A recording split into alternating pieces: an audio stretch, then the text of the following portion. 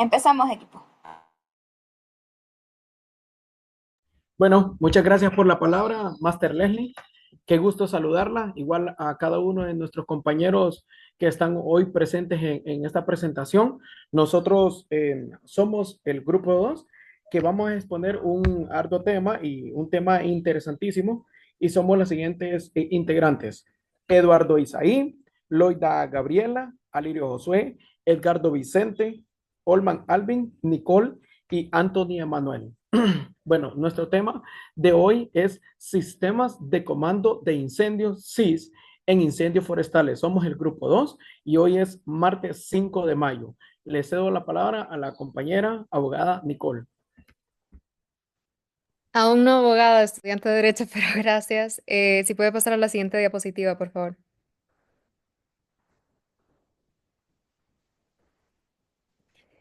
Para darles un breve contexto de lo que vamos a estar hablando, vamos a comenzar por una breve introducción general, luego vamos a desglosar los objetivos generales, la estructura básica, la aplicación en incendios forestales, las ventajas de este sistema, eh, co- continuando con un organigrama y luego la conclusión. Si puede pasar a la siguiente diapositiva, por favor. Bueno, entonces una introducción general del sistema de comando de incidentes, conocido por sus siglas SCI. Este es un sistema aplicado a los incendios forestales que se basa en una estructura organizativa estandarizada que se utiliza para gestionar una forma eficiente, coordinada y segura de la respuesta ante un incendio, especialmente cuando intervienen múltiples equipos, agencias y recursos. En pocas palabras, es un marco estructurado para gestionar emergencias en un ámbito forestal con precisión y coordinación. Esto también va a incluir una combinación de personal, equipamiento y procedimientos que todos operan en una estructura común para administrar los recursos, en tanto para lograr una eficiente y oportuna respuesta para cualquier incidente, emergencia o desastre ocurrido. La siguiente diapositiva, por favor. En cuanto a los objetivos de esto, tenemos en primer lugar la coordinación, en segundo, garantizar la seguridad del personal y en tercero, establecer una estructura clara de mando. En primer lugar, la coordinación. Tenemos que el objetivo de este sistema va a ser coordinar eficazmente los equipos, eh, como por ejemplo los bomberos, militares, brigadas forestales, protección civil, etcétera, para garantizar una respuesta segura, ordenada y eficiente al incendio. A través de los diferentes departamentos existe una coordinación, al igual que con otras instituciones, para implementar este sistema y la gestión del incidente como tal. Tenemos garantizar la seguridad del personal. Esto consiste en proteger la vida de las brigadistas, bomberos, pilotos, voluntarios y civiles involucrados. Esto se hace a través de la estrategia y la logística aplicada. En tercer lugar, tenemos establecer una estructura clara de mando, designando a los responsables para funciones específicas para evitar confusiones y duplicación de tareas. En este caso estamos hablando de una unidad y una cadena de mando coherente. Siguiente diapositiva, por favor. En cuanto a la estructura básica, tenemos, bueno, esto se va a abordar en mayor profundidad en el organigrama, pero tenemos la figura del comandante del incidente. Esta es la persona responsable para la gestión del incendio, va a tomar las decisiones estratégicas, coordinar las secciones y puede tener ayudantes llamados comandantes adjuntos. En otras palabras, este es el líder principal de un sistema de comando de incidentes y su función principal va a ser gestionar y coordinar la respuesta a una emergencia, estableciendo objetivos, estrategias y prioridades. Tenemos la sección de logística que va a proporcionar recursos materiales y servicios a todo el personal, la alimentación, alojamiento, combustible, comunicaciones, transporte y demás. También asegura que los equipos tengan todo lo necesario para operar. Este se va a encargar de proporcionar recursos materiales y apoyo necesario y para que las operaciones puedan dar una respuesta efectiva. Tenemos la sección de operaciones que ejecuta directamente las acciones para controlar el fuego. Va a coordinar brigadas forestales, maquinaria pesada, aeronaves, etcétera. Va a dividir el terreno en sectores o divisiones, por ejemplo, un flanco derecho y flanco izquierdo. Eso es dependiente del el tipo de fuego, la manera que se expande el incendio.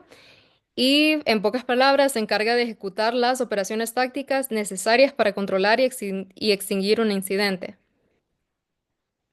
Siguiente diapositiva, por favor.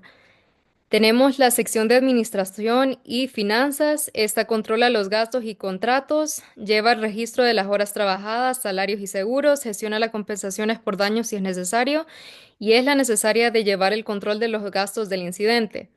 También tenemos la sección de planificación que elabora los planes de acción diarios, analiza el comportamiento del fuego, la dirección, la velocidad, tipo de combustible, gestiona mapas, pronósticos meteorológicos y recopila información en tiempo real. Es el responsable de recolectar, evaluar, difundir y utilizar la información sobre un incidente, así como elaborar un plan de acción de incidente.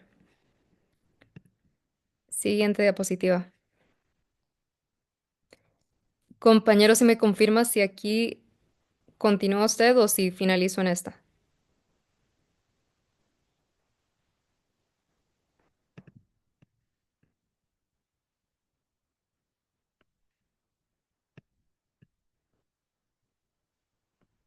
Compañero. Sí, aquí, compañera, aquí estoy. Vamos a seguir. Buenas tardes, compañeros.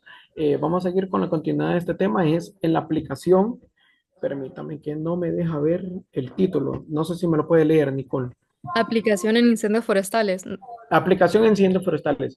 Bueno, todos nos hacemos una pregunta y ¿qué significa? ¿Qué significa la aplicación de incendios forestales?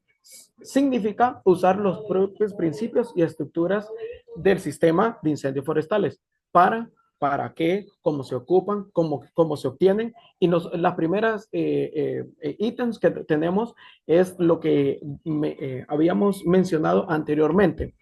Organizar y distribuir funciones entre todos los grupos, bomberos, brigadas forestales, medios aéreos, protección civil, bomberos, brigadas forestales, ¿verdad? Pues como todos tenemos uso de razón, los bomberos, el benemérito, los miembros de los bomberos nos apoyan a hacer apoyo a apagar incendios forestales, ya sean sociales, como en el caso de algunas viviendas o en algunos mercados, perdón, entre otros, ¿verdad? Medios aéreos, en este caso, pues en este momento, nuestras Fuerzas Armadas, a través de la Fuerza Armada Aérea, sí, perdón, sí, tienen unos nuevos helicópteros que los Airbus que nos están apoyando a recolección de aguas en algunas superficies de la Tierra, ya pueden ser estanques o ríos que nos ayudan a apagar incendios, ¿verdad? También tenemos la protección civil, etcétera. En la protección civil nosotros tenemos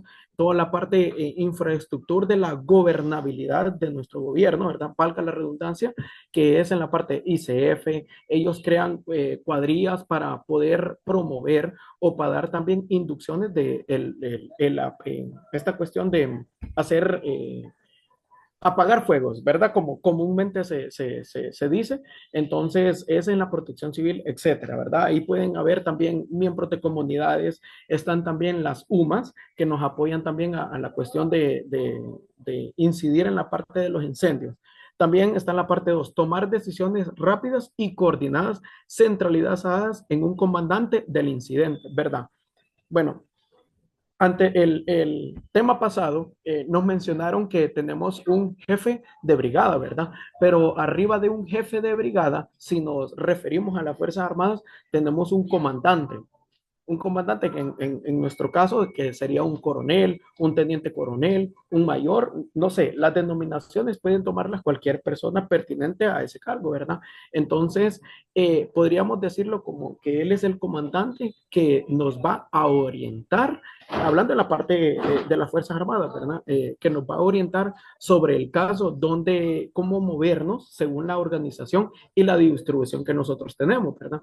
Tenemos el caso 3, asignar recursos eficientes según las necesidades y la evaluación del incendio. Bueno, como nos mencionara, este tema es relacionado con el de ayer.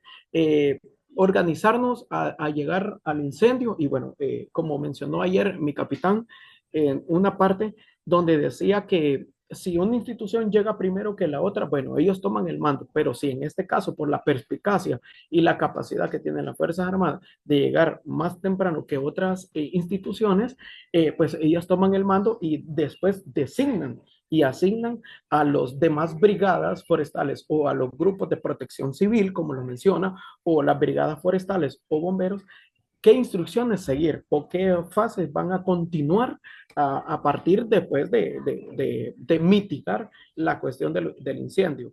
Estamos en la cuarta parte, establecer una comunicación clara y fluida dentro de los distintos equipos, ¿verdad?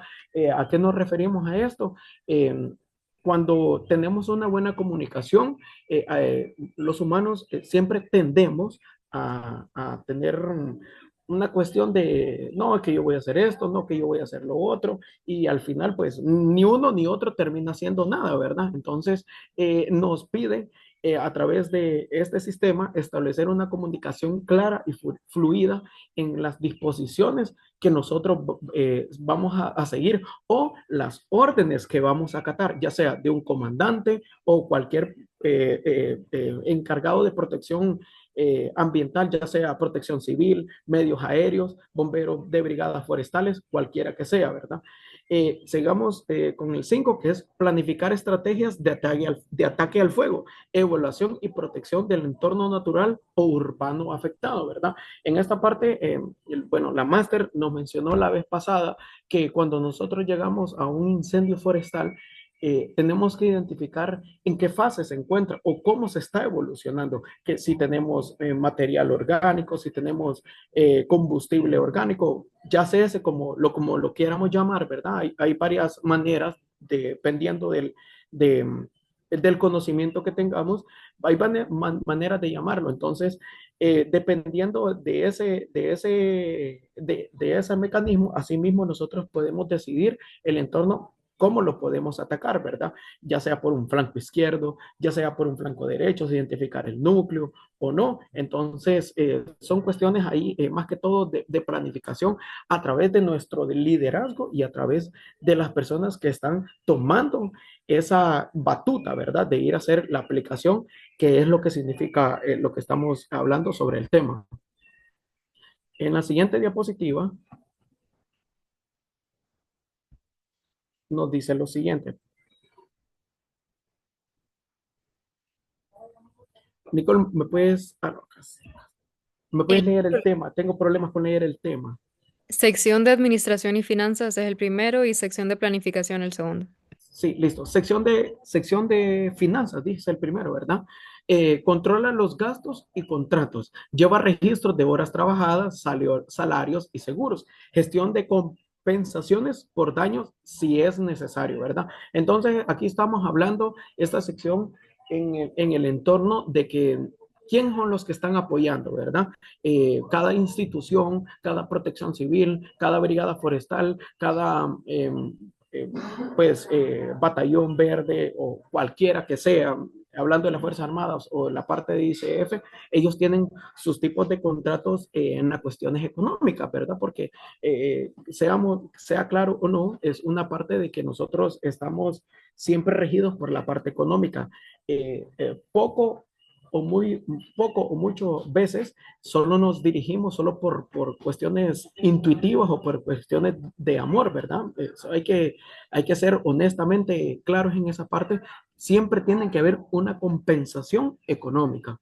Tenemos también la sección de planificación, elaborar los planes de acciones diarios, analizar el comportamiento del fuego, dirección, velocidad, tipo de combustible, lo que mencionábamos anteriormente, gestiona mapas, pronostica, perdón, meteorológicos y recopila información en tiempo real, ¿verdad? Entonces, cuando nosotros tenemos nuestras brigadas, reconocen exactamente cómo se está desarrollando el incendio forestal, cómo va avanzando, en dónde puede colindar, dónde no puede colindar, cuál es su evolución, cuántas hectáreas lleva consumida nuestro incendio forestal. Entonces, toda esa sección de planificación que a través del sistema de comando de incidentes se puede gestionar.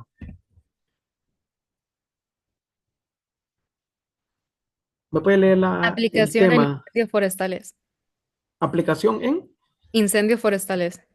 Así, aquí está, aplicación de incendios forestales.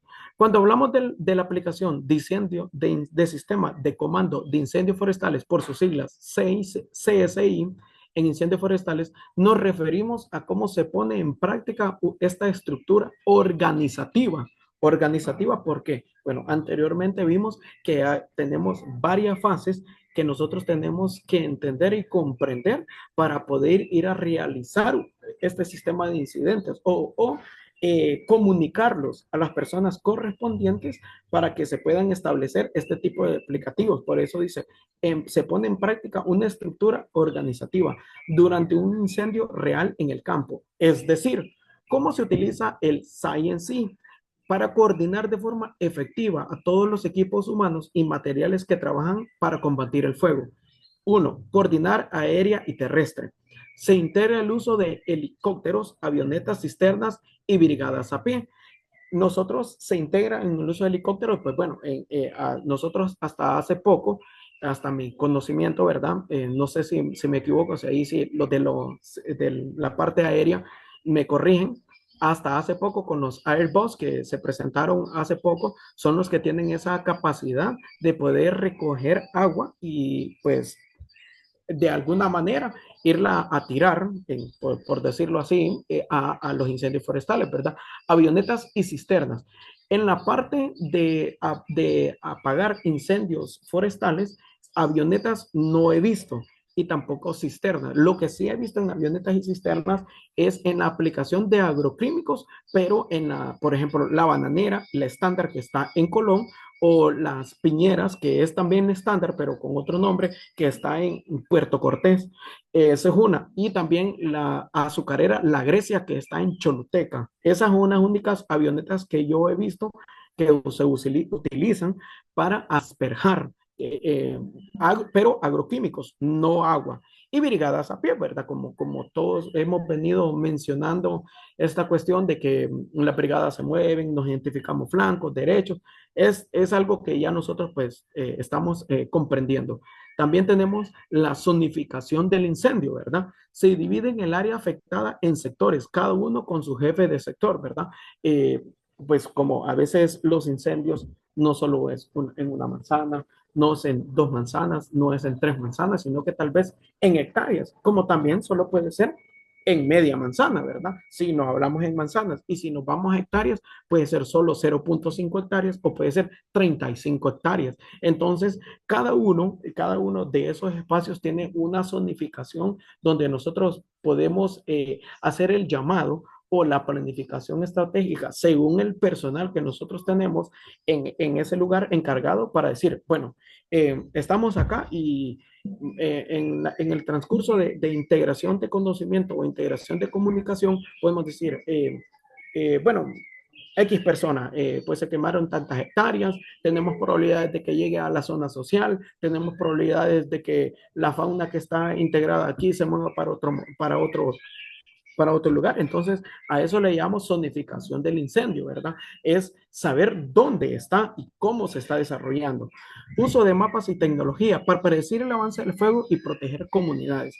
Uso de mapas y tecnologías, pues en mi caso, que yo he visto, para mí estamos un poco cortos con las tecnologías, ¿verdad? Tuve la oportunidad de ver en un segmento de mi vida, ¿verdad? Un dron que se elevaba y notificaba las partes donde se miraban más calientes y donde probablemente podía incidir un incendio forestal, ¿verdad? Cualquier tipo de razones, ya pueden ser pues razones humanas, pues ya pueden ser razones X, cualquier tipo de razones, ¿verdad? Entonces pude observar un dron que de largo alcance, incluso también el C9, Comando de Apoyo Ecosistema C9, que tiene varias cámaras que están integradas en nuestras pulmones de Tegucigalpa o incluso de otros departamentos que están identificando, monitoreando a cada momento qué es lo que está pasando con nuestros bosques, ¿verdad? Entonces, pues, cuando nosotros zonificamos el incendio y cuando nosotros hacemos una coordinación, podemos llegar al uso de mapas. ¿Por qué? Porque a través de los años, históricamente, siempre los incendios pasan en los mismos lugares. Esa es mi perspectiva siempre, porque yo donde siempre he visto, bueno, un ejemplo en Olancho, siempre los incendios donde siempre se presentan, siempre están diferentes años, en diferentes momentos, siempre ahí inician. Entonces, bueno, uno cuando dice uso de mapas y tecnología, entonces uno puede aquí, cuando hace este sistema de comando de incidentes, por eso nos lo menciona, podemos decir, hey, pero ¿por qué en una aldea X de Olancho siempre se presentan estos incidentes? ¿Qué pasa? Hay mucho combustible, hay mucha desinformación, hay mucho mala educación en la parte de incendios, porque cabe resaltar que siempre y cuando un incendio sea controlado y sea monitoreado por las diferentes unidades, ya sean de gobernabilidad, se pueden usar, siempre y cuando sea monitoreado y no en lugares que tengan eh, lugares protegidos, ¿verdad? Por decirlo así. Entonces, aquí es donde viene la otra parte que dice comunicaciones, comunicación unificada. Todos los cuerpos trabajan bajo una sola estructura de mando, ¿verdad? Entonces, aquí lo resumimos nosotros con la comunicación unificada, es en la parte de que todos trabajamos para un bien común, ¿verdad? Todos trabajamos como un bien común, la protección civil, los bomberos forestales, las Fuerzas Armadas, la Fuerza Aérea Hondureña, las comunidades, las UMAS, distintos profesionales en otras áreas, todos trabajamos para un bien común. Entonces, por eso nos pide el sistema de comando de incidentes que para poder combatir el fuego tenemos que tener cuatro condiciones: coordinación aérea y terrestre, zonificación del incendio, uso de mapas y tecnologías y comunicación unificada. Ventajas del sistema de comando de incidentes. Ofrece muchas ventajas, especialmente en situaciones complejas como los incendios forestales, donde participan múltiples organismos y recursos. Su diseño es flexible y estructurado, permite una respuesta eficiente, segura y bien coordinada. Tenemos tres espacios aquí, tres ítems que nos permiten las ventajas de usar el sistema de comando. Unificación del mando. Todos los equipos trabajan bajo una sola autoridad, lo que evita confusión y conflicto en decisión, ¿verdad? ¿A qué nos referimos esto? Cuando andamos en brigadas forestales, no sale todo el mundo disparado, no, que yo voy a ir a pagar aquel, no, que yo voy a ir a pagar el otro, no. Tenemos una coordinación unificada de lo que vamos a hacer, de lo que vamos a estructurar para poder dar una finalidad. Entonces, a eso nos invita hoy el sistema de comando de incidentes, las ventajas si nosotros lo usamos. Está la estructura clara y organizada. Define con precisión quién hace, quién hace que reduciendo errores y duplicación de tareas. Que una estructura clara y organizada. Cuando nos referimos a eso es al entorno de que nosotros cuando vamos a combatir un incendio forestal o cualquier otro tipo de eventualidad, siempre tenemos que tener una estructura clara. ¿Qué vamos a hacer? ¿Cómo lo vamos a hacer? Y asimismo, si el problema se alarga, pues hacemos duplicación de tareas, siempre y cuando tengamos el recurso que es el más valioso, que es el humano. El recurso humano es el más valioso y así podemos hacer nosotros la duplicación de tareas. También tenemos el otro ítem que se llama mejora la comunicación. Es una de las ventajas del sistema de comando. Establece canales, protocolos de comunicación que facilitan la coordinación entre los grupos, ¿verdad? Entonces, estas tres fases nosotros lo podemos resumir como lo hablado, lo entendido. Creo que todos lo hemos escuchado, ¿sí o no? ¿Verdad? Entonces, todos los hemos escuchado como que, bueno, vamos a hacer esto a través de estas reglas y vamos a hacer, a finalizar esta tarea así, de esta manera. Entonces, todas esas son ventajas, sabiendo coordinarse, que para mí es lo más importante, sabiendo coordinarse y entenderse, podemos facilitar la coordinación entre todos los grupos. Compañera Nicole, puede proseguir ahí. Bueno, a continuación tenemos el organigrama que, como pueden observar, en la cúspide tenemos al comandante del incidente. Em, Seguidamente tenemos la información pública, el oficial de seguridad y el enlace institucional. Siguiendo por la información pública, tenemos al portavoz, quien va a difundir todo lo que se emana de la información pública. Tenemos el oficial de seguridad, que se divide en tres subgrupos, que es el supervisor de las condiciones de seguridad. Este es el que se va a encargar por el bienestar de todos los que em, forman parte de esta comunicación interinstitucional. Tenemos la recomendación de medidas correctivas al comandante del incidente y tenemos el identificador de riesgos potenciales. Cuando tenemos la recomendación de medidas correctivas al comandante de incidente, esto es esa retroalimentación de todo lo que ocurre dentro del incidente. Y tenemos el identificador de riesgos potenciales, que igual viene siendo como otro tipo de retroalimentación para el mejor manejo de la estrategia del incidente.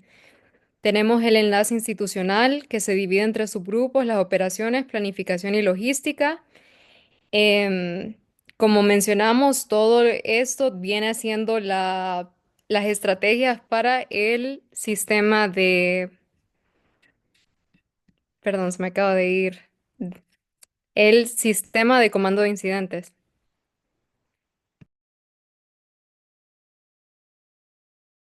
Siguiente diapositiva, por favor.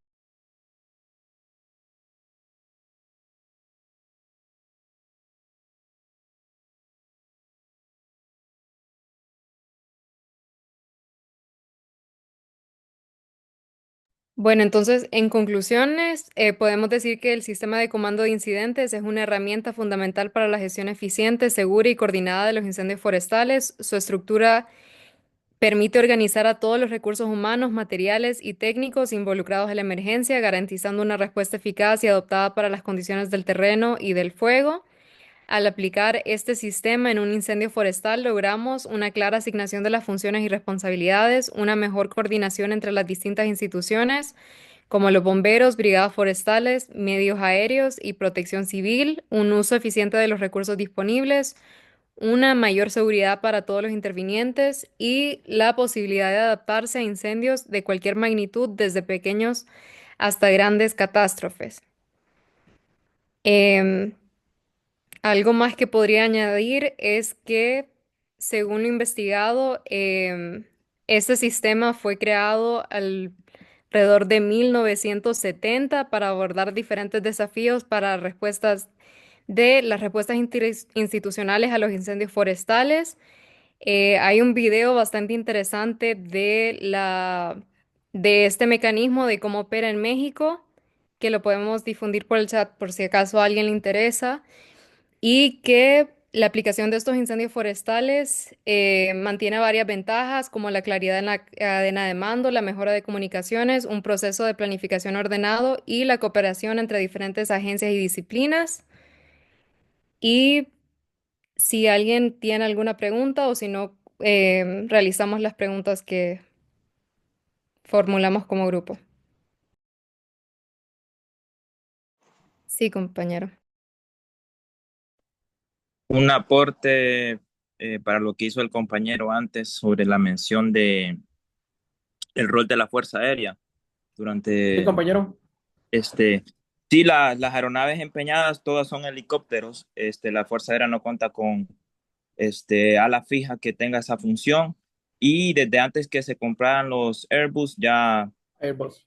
ya existe el Bell 412 y el helicóptero UH-1H, similares los dos en la forma, y los dos cumplen esa función. Y siempre hay una aeronave alerta 24/7 que está pendiente en caso de requerirse para eso, o para alguna búsqueda de algún extraviado.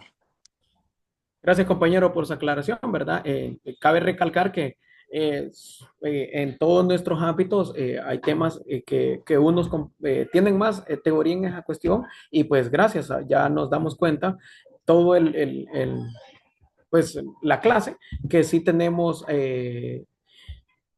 pues maquinaria, por decirlo así, ¿verdad? O helicópteros que nos están apoyando desde mucho antes de entrar los Airbus en la parte de incendio, ¿verdad? Le cedemos la palabra a Jorge Luis. Gracias, Daniel. Como aporte también, excelente presentación.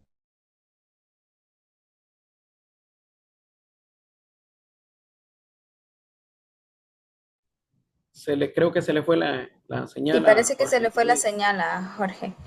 Compañeros. Jorge, ¿poder repetir, Ya. compañero? Disculpe, se te fue un Sí, poquito la les señal. decía, excelente presentación y solamente para afianzar, como lo mismo lo decía, eh, como lo decían los compañeros, ya Tiene problemas con la señal. Jorge, si quiere apague su cámara para que pueda conversar con nosotros. Tal vez eso le ayuda a mantener más estable su señal. O si lo escribe por el chat.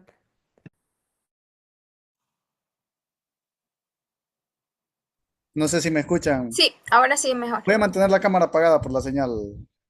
Como lo decían nuestros compañeros, ya está zonificado que áreas más que todo sufren de este embate de los incendios forestales. Si nosotros nos fijamos en la zona norte, bien poco a la incidencia, que es la zona, los valles, pero generalmente el terreno que nosotros combatimos generalmente es montañoso.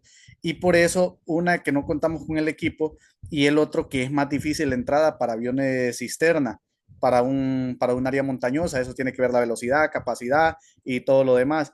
Y como lo decía el compañero o la compañera, eh, siempre es importante la unidad de mando y que siempre haya una cabeza en todo, porque al hacerlo todo, unos jalamos por un lado y otros para otro, estamos botando esfuerzo, estamos agotando nuestra gente, no estamos haciendo el trabajo como es y no estamos siendo eficientes en a la hora de combatir el incendio. Muchas gracias. Gracias, Sevilla, por su Sí. aporte.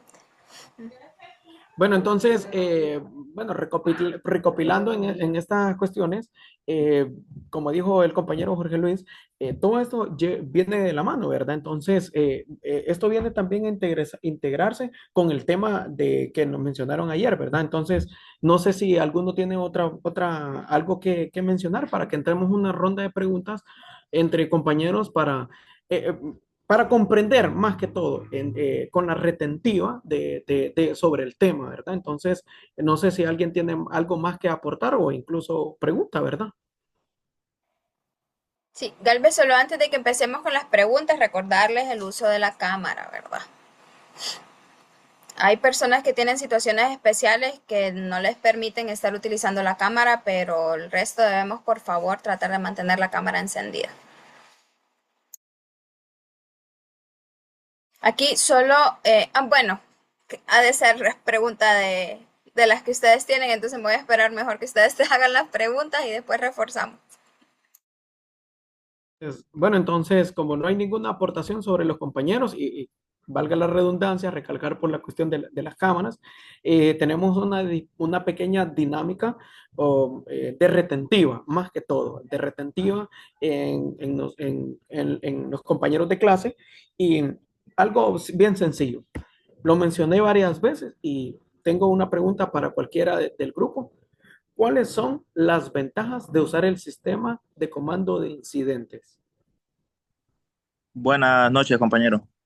Buenas noches, compañero. Sí, cedo Es, la palabra. las que se me quedaron fue unificación del mando y la mejora de la comunicación. Mencionó también el diseño flexible. Es correcto, compañero. Muy correcto. Tenemos esas ventajas que nos apoyan mucho, mucho, mucho al buen trabajo. Al final, lo que nosotros estamos buscando a través de estos sistemas es un buen trabajo coordinado y aparte de coordinado, eficiente y eficaz. Entonces, esa es la parte que nosotros estamos buscando. Otro compañero que quiera mencionar aparte de eso.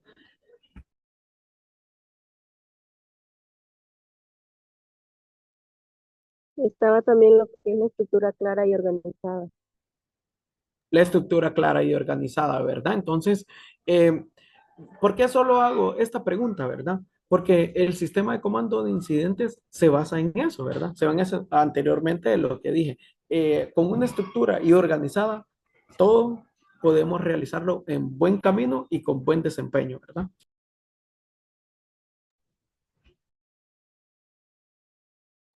Bueno, entonces damos por terminada la parte del grupo 2 del sistema de comando de incidentes. Creo, pienso Y ese es que el tema fue muy bien establecido. Creo que todos los compañeros lo comprendieron. Y si algún compañero no lo comprendió bien, pues este es el momento para decir, levantar la mano, hey, no entendí tal cosa. Y ahorita abordamos ese momento o la lámina para poder desarrollarlo de mejor manera. Si no es el caso, podemos darle paso al siguiente grupo, ¿verdad? Porque pues también tenemos tiempo. Listo, gracias Galvez y gracias equipo, excelente presentación. Creo que sistema de comando de incidentes es uno de los temas que más me gusta a mí de este curso porque también soy instructora del curso de sistema de comando de incidentes básico. Entonces el sistema de comando de incidentes, como ustedes bien lo mencionaban, ustedes deben de recordar cosas esenciales. Es un conjunto de comunicaciones, personas, recursos que funcionan bajo una estructura organizacional común con el fin de alcanzar cierto objetivo determinado, ¿verdad? Es importante que sepan ustedes que el sistema de comando de incidentes es aplicable en muchas situaciones, eventos, en el caso de algunas catástrofes naturales o eventos planificados o también situaciones como las que se presentan en nuestro país con los incendios forestales. Hay, bueno, muchas entidades e instituciones, en el caso de USAID, por ejemplo, impulsó mucho el tema de la formación, el tema del sistema de comando de incidentes, el Servicio Forestal de Estados Unidos también invirtió bastantes recursos formando personal de diferentes instituciones en este tema, con el fin de estandarizar las metodologías que utilizábamos para la organización en el marco de los combates de los incendios forestales. Como bien lo mencionaba Nicole en la presentación, el sistema de comando de incidentes nace como una necesidad justamente de organizar de mejor forma los recursos que tenemos disponibles para atacar cierta situación, ¿verdad? En este caso, nació el sistema de comando de incidentes como una necesidad de reorganizar los recursos que se tenían disponibles para el combate de los incendios en California en la década de los 70, porque había una cantidad tan grande de recursos, pero no había una organización entre las instituciones o entidades que estaban involucradas, lo que generaba que teníamos tanto recurso disponible que al final no terminábamos cumpliendo la tarea porque todos querían hacer todo y al final nadie hacía nada, ¿verdad? Entonces el sistema de comando de incidentes es justamente una herramienta que nos permite eso, organizar qué recursos tengo disponibles y cómo los voy a utilizar. Otra característica importante que ustedes deben de conocer del sistema de comando de incidentes es el alcance de control.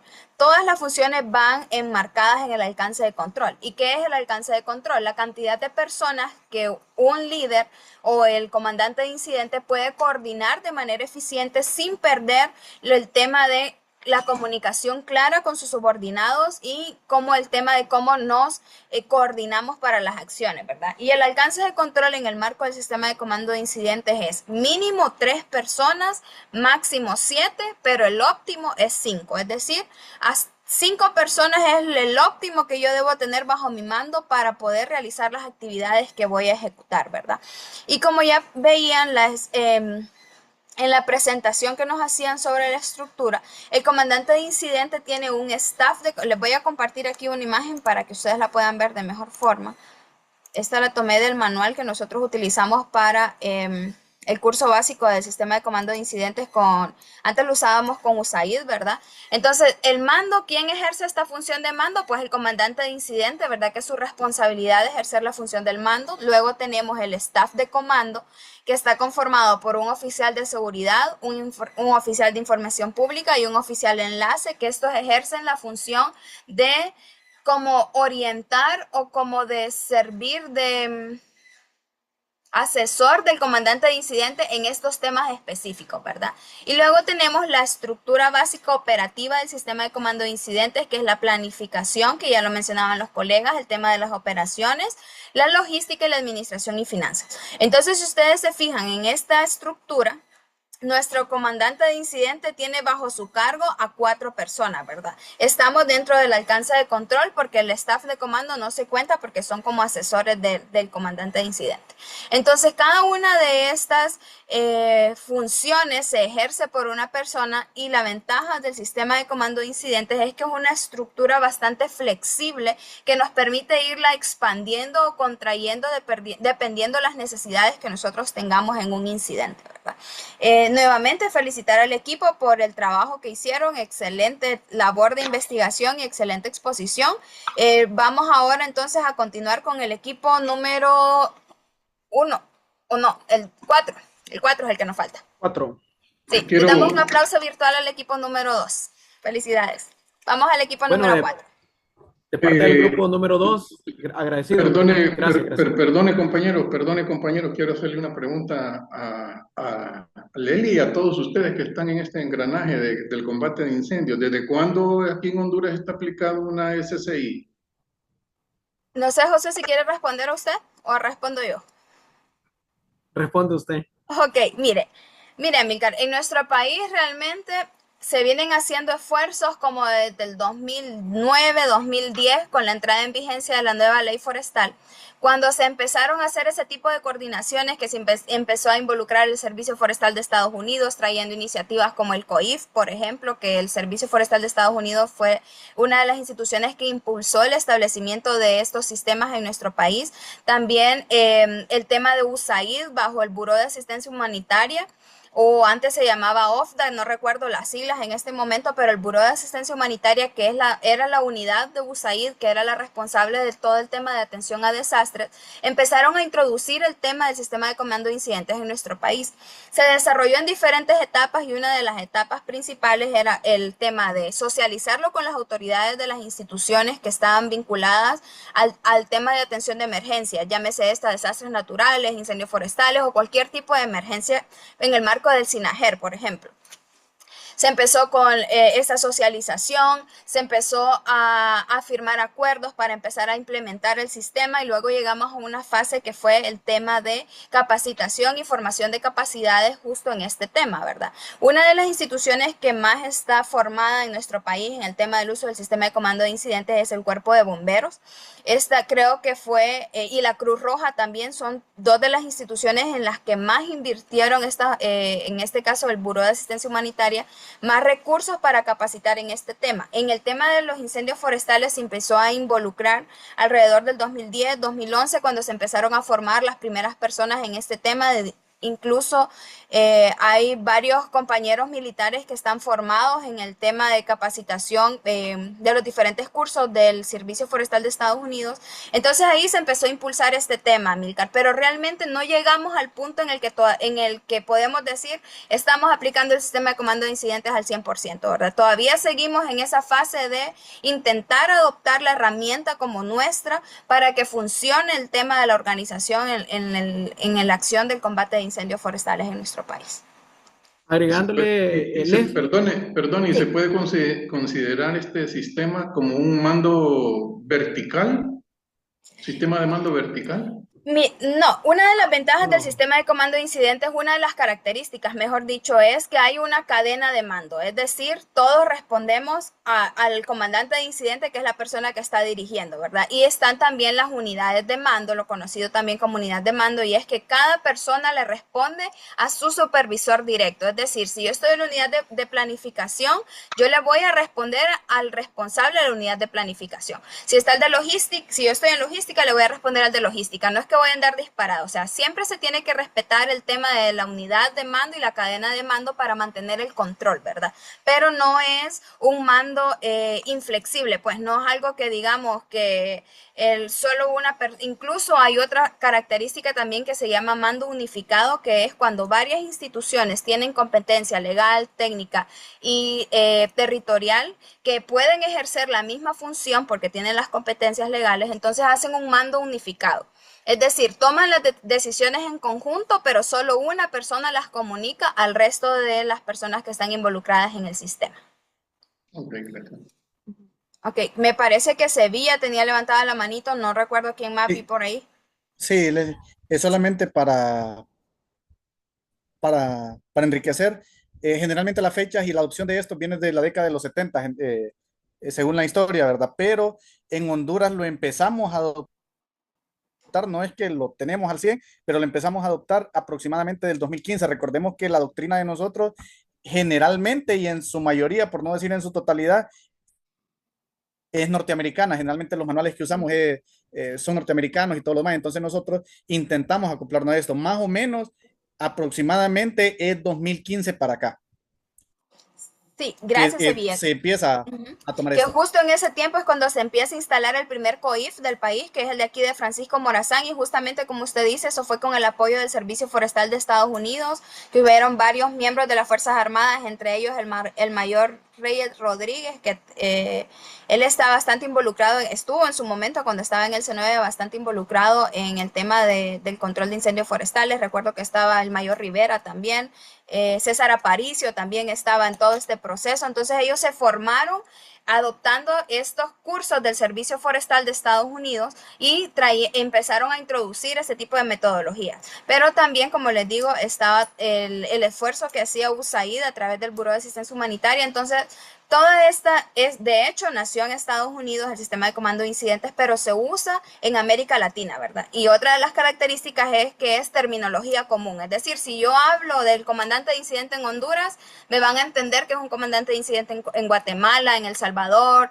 en Colombia, en todos los países que utilizan la herramienta del sistema de comando de incidentes, porque es una terminología común, ¿verdad? Que esa es una de las características. Correcto. Ok. Sí, Lili, solo para terminar como grupo, nosotros, como dijo el abogado José Amílcar, nosotros no lo tomamos como una metodología horizontal, sino que nosotros lo estamos tomando como un protocolo que es diferente, ¿verdad? Que es diferente. Nosotros hemos adoptado, y como dice la Master Leslie, que quisiéramos tener ese sistema bien complejo y bien organizado para tener un sistema de comando de incidentes, ¿verdad? Que año a año vayamos recaudando historia, que año a año vayamos recaudando la problemática, que año a año vayamos recaudando qué estrategias, qué funcionó y qué no. Hasta la palabra lo dice, ¿verdad? Sistema de comando de incidentes. Entonces, como, bueno, lo poco que yo he visto, lo tomamos como un protocolo, que son cosas muy distintas, ¿verdad? Entonces, solo agregar eso como grupo número 2 y pues ahí no más. Listo. Y no sé si alguien más parece que tenía levantada la manito. Vamos a ver. No, Galvez ya participó. Bueno, si ya no hay más preguntas sobre el SSI, los dejamos con el equipo número... Ahí está, Anthony. Yo sabía que había otra manito levantada. Vamos, Anthony.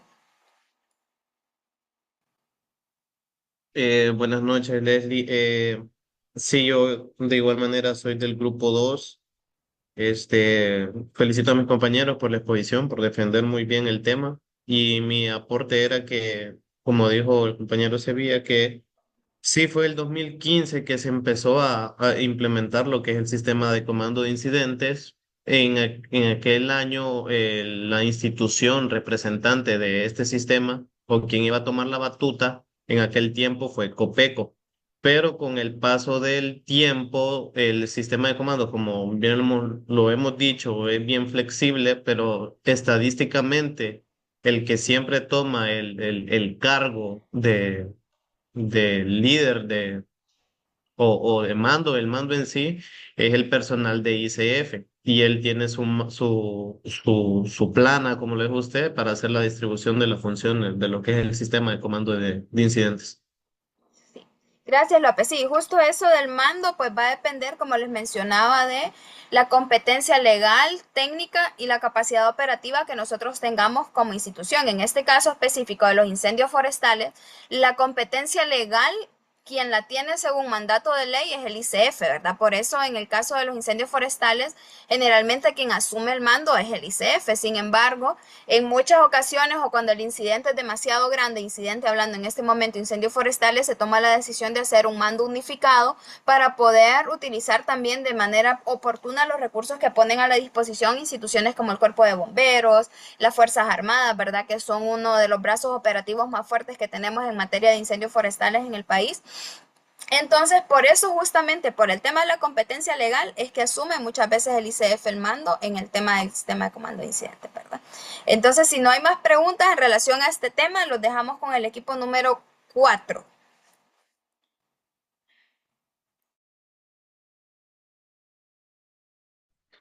Muy buenas noches a todos. Buenas noches, Leslie, compañeros, oficiales superiores, oficiales compañeros, subalternos y demás personal.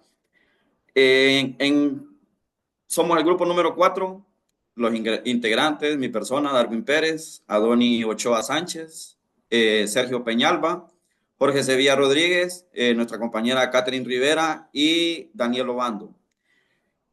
El propósito de nuestro trabajo fue investigar sobre 18 situaciones de peligro en incendios forestales.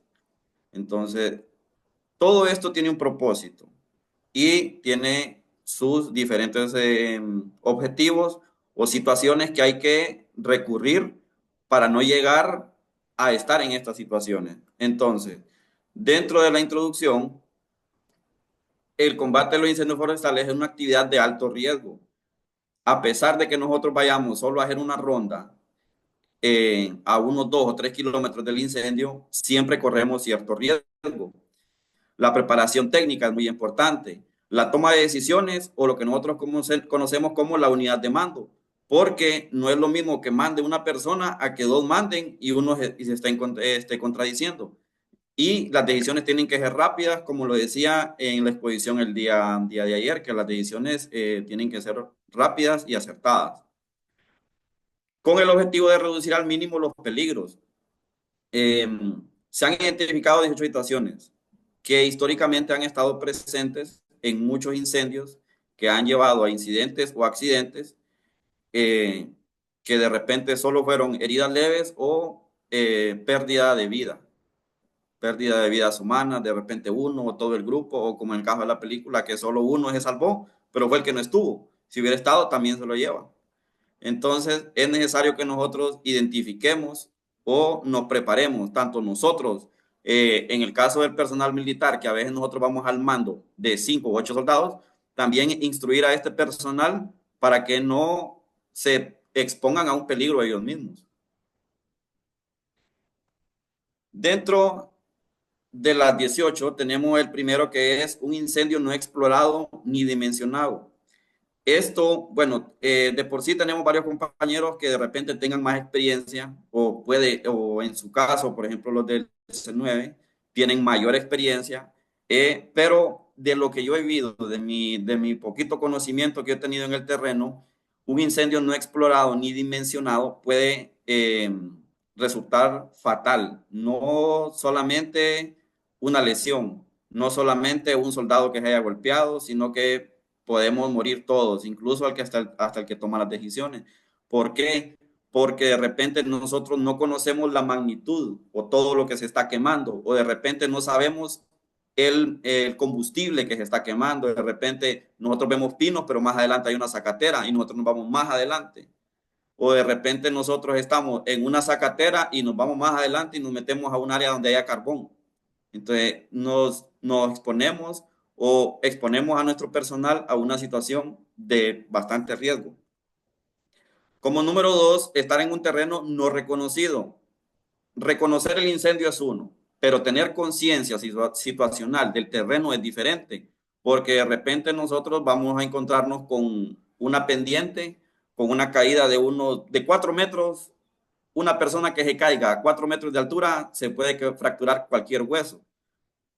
Pero no necesariamente una caída de esas, con que se tropiece y pegue con la cabeza en una piedra es suficiente para que sea lesionado, pero no podemos encontrar con quebradas. Recordemos que el territorio de Honduras en su mayor parte es montañoso y en todas las montañas hay quebradas y hay quebradas que son ahí tienen pendientes que son muy pronunciadas, y el no saber cuál es el relieve del terreno es una condición para que podamos tener incidentes o accidentes. Como tercero, tenemos estar cerca de un combustible sin reconocer las líneas de escape. ¿Por qué? Al momento de que nosotros estamos en un incendio, de repente nosotros no entramos directamente a apagar un incendio, simplemente hacemos rondas y dejamos que lo que se va a quemar se quema. Pero a veces estamos trabajando cerca de una zacatera, como lo decía anteriormente, o de un carbón, o de repente pino, o tal vez nosotros estamos lejos del incendio, pero un foco secundario incendia una zacatera que está cerca.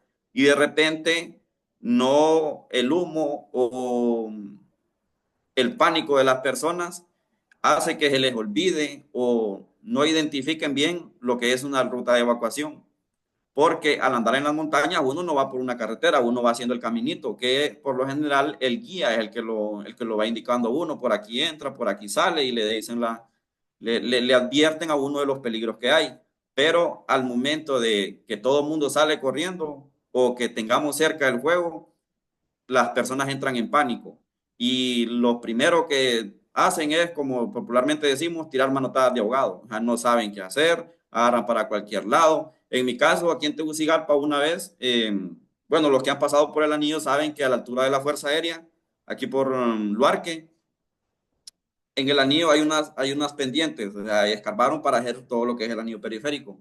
Una vez tuvimos un incendio y nos tocó salir de la cerca, y de la cerca a unos 3 4 metros estaba la caída de unos 15 metros, y un compañero casi se fue al barranco, porque el mismo humo le dio pánico, le dio un ataque de ansiedad, o a ver qué le habría dado, y él iba para el barranco porque él quería salir del humo. Él se preocupó tanto que pensó que iba a morir. Entonces, entre dos compañeros lo agarramos y pues gracias a Dios no pasó a más.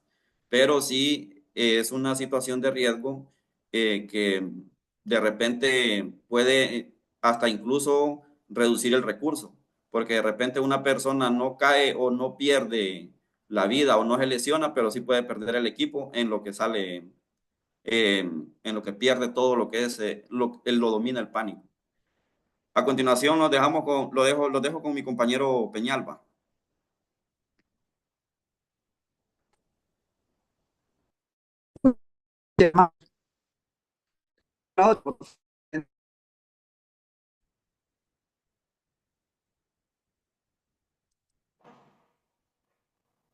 La siguiente diapositiva, señor.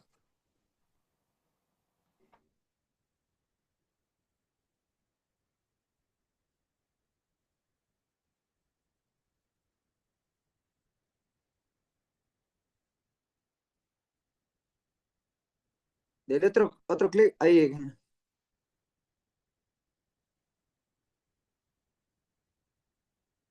Otro clic, señor, que va al 5.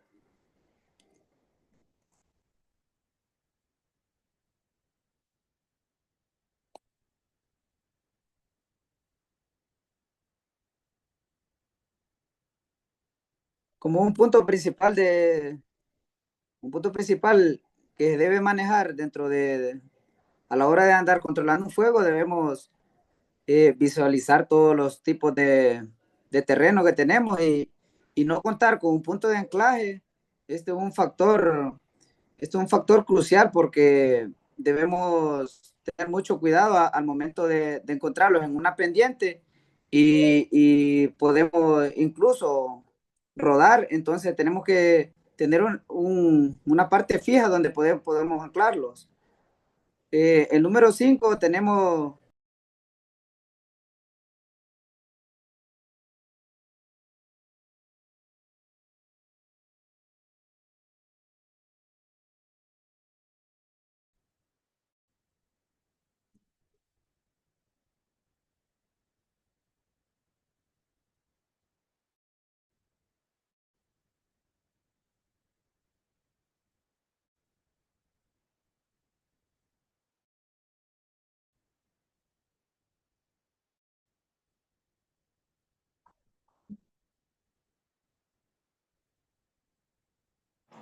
Y parece que perdió la señal el compañero.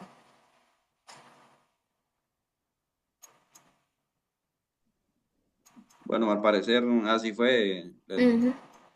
Como sexto punto, la construcción de la línea de fuego sin un anclaje es crucial, porque recordemos que al momento de hacer una ronda, nosotros tenemos que cortar el avance del fuego. Y si nosotros dejamos pues, un caminito o una parte sin hacer ronda, el juego va a seguir, va a avanzar, él no lo vamos a poder controlar una vez pase el área de la ronda. Entonces es bien necesario. Si mal no recuerdo, en el curso de Bonfort nos decían que un anclaje puede ser en una carretera o en una área de bosque que ya no tenga mucha vegetación, o en una ladera. Pero en ríos parece que no. Si mal no recuerdo, en un río no se hace un anclaje a una ronda. pero También sí, puede ser, Pérez, puede ser una barrera natural o construida por el hombre, ¿verdad? Y como ya mencionaba usted, las carreteras o naturales pueden ser los paredones o incluso algunas piedras grandes, los mismos ríos pueden servir como puntos de anclaje. Que los puntos de anclaje es eso a lo que conectamos nuestra ronda para que hagamos un refuerzo al tema de cortar justamente el avance del fuego, ¿verdad? es correcto, muchas gracias. El factor primordial de un anclaje es facilitarnos a nosotros estar construyendo rondas por todos lados. A nosotros nos evitamos, ya está construido aquí o ya está hecho una parte del terreno que el fuego no va a avanzar, entonces ahí lo dejamos y cheque. Nosotros solo estamos pendientes a que no haya un foco secundario. Creo que sigue nuestro compañero Ochoa. Gracias, señor. Buenas noches, Leslie, compañeros. Continuando con la exposición, la mejor forma de entender estas situaciones es ejemplificándolas o practicándolas. En este caso voy a tratar de ejemplificarlas para la comprensión de toda la clase. Se mencionan las siguientes tres. Incendio en pendiente pronunciada. Ejemplificando este punto, cuando nosotros nos encontramos sofocando un incendio en una pendiente, tenemos que determinar de dónde viene el viento y qué tan pronunciada es la pendiente. Porque eh, si no dimensionamos eso, podemos estar, pues, creer que estamos seguros apagando un incendio, que nosotros estamos abajo, el incendio arriba de nosotros, y de repente un viento puede soplar, la dirección del viento puede soplar para abajo y nosotros, pues, tener consecuencias. La siguiente situación dice material rodante por pendiente sobre el área de incendio. Cuando un incendio se está desarrollando, siempre haciendo énfasis en que nos encontramos en un terreno inclinado, el, el incendio se desarrolla y posterior a según el área que esté ya se haya consumido el fuego, pueden haber materiales que rueden hacia nosotros, no solo un tronco que se esté quemando, también algún tipo de roca que estaba sujeta por árboles, una vez que se quemaron, la roca pues quedó suelta y tenemos que tener pendiente eso. Y también menciona las condiciones climatológicas adversas. Si hay un clima adverso, el clima más adverso que podemos encontrar, pienso yo, es la temperatura, el sol. Generalmente los incendios se producen y el clima es fuerte. El clima es fuerte, la temperatura es fuerte y no solo afecta al incendio, porque va a tener más, la temperatura va a ser más alta y va a querer agarrar fuego, sino que también afecta a las personas que están sofocando el incendio. Me ha tocado estar en una cuadrilla y le hago énfasis a mi equipo que lo primordial es pues tratar de hacer el trabajo sin exponer nuestras vidas. También quiero profundizar en que bueno, volviendo al anterior, cuando nos encontramos en una pendiente, no solo es cuando nosotros estamos sofocando el incendio, también al momento de dirigirnos hacia la ubicación del incendio. Me ha tocado escalar terrenos un poco pronunciados y el equipo tiene que ir junto, porque si alguien de ellos se resbala, la otra persona que va cerca tiene que tener cierta distancia para poder reaccionar y rescatarlo, ¿va? Rescatarlo también y aclarar que van a estar, las situaciones van a estar, pero lo más importante es identificarlas. Una vez que la tenemos identificada, pues tomamos la acción y estamos pendientes, tomamos la acción correctiva y estamos pendientes de ello. Solamente los dejo con mi compañero Sevilla.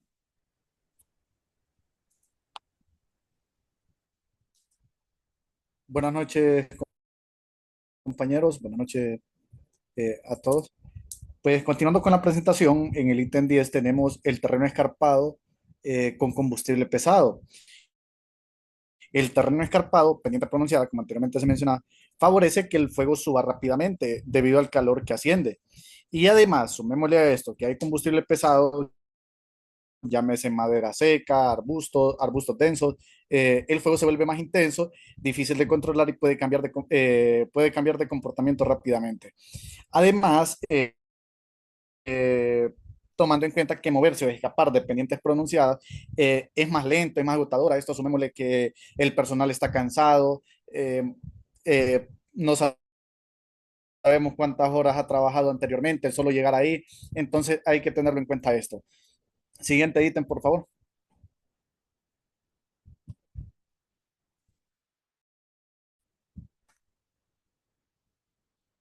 ¿Me escuchan, compañeros? Nosotros sí le escuchamos, creo. Me disculpo, es que tengo problemas con el internet acá y a cada ratito se traba el Ok, audio. el combate de incendio en terreno desconocido. ¿Por qué puede ser peligroso esto? No conocer el terreno nos impide saber dónde están las rutas de escape, dónde hay obstáculos naturales, cañones, barrancos, cuevas, etcétera, que nos pueden imposibilitar el paso de un lado a otro. Cómo se comportará el fuego según una topografía, y esto incrementa la probabilidad de quedar atrapado o cometer errores tácticos graves.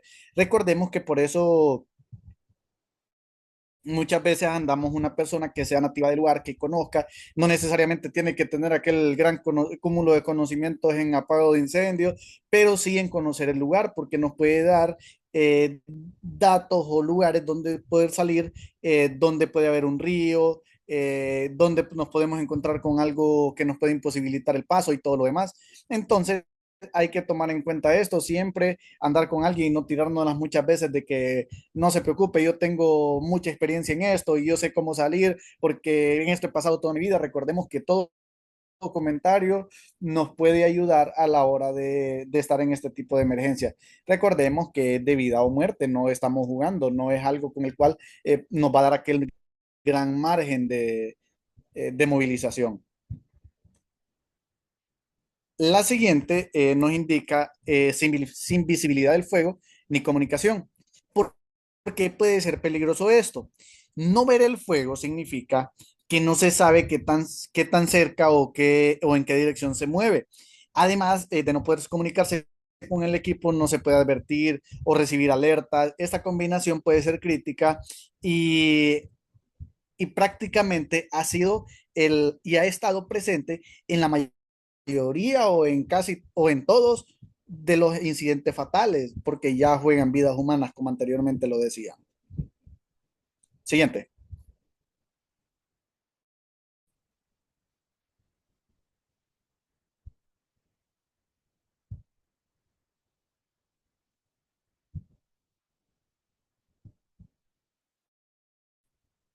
Ok, escape solo cuesta arriba.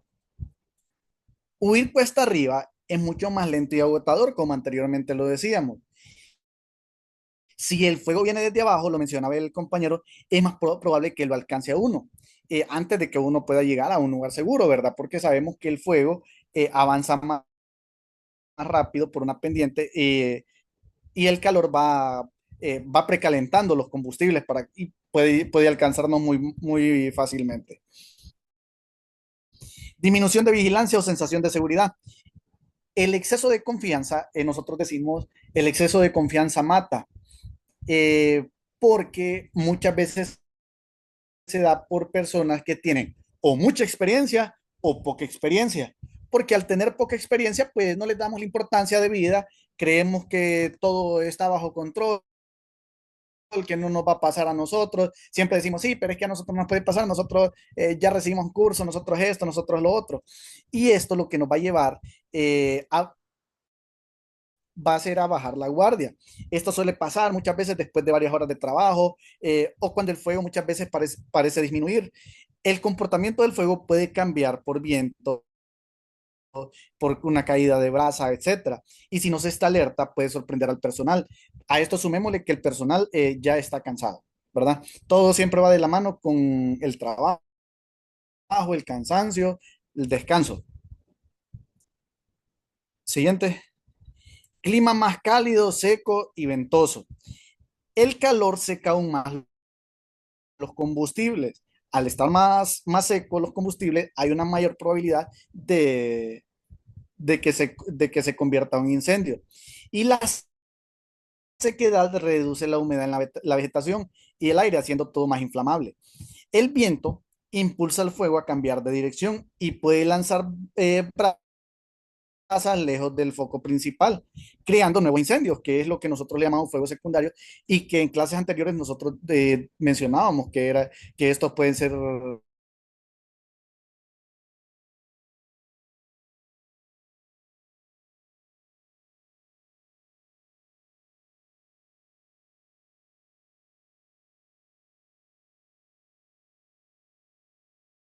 con mi siguiente compañero.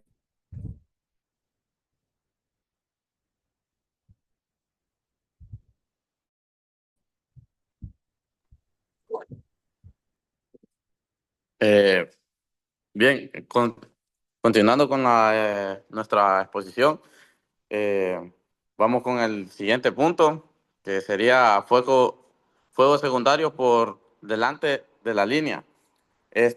Como bien ya sabemos, si hacemos una línea negra y pues se nos provoca un foco secundario, eh, bien, sabemos que esto suele pasar muchas veces y siempre hay que mantenerse muy alerta, ya que es de alta peligrosidad el que un fuego un foco secundario pueda eh, estorbar alguna salida de emergencia que nosotros mismos tengamos y pues así ponga en peligro la vida de todo nuestro personal.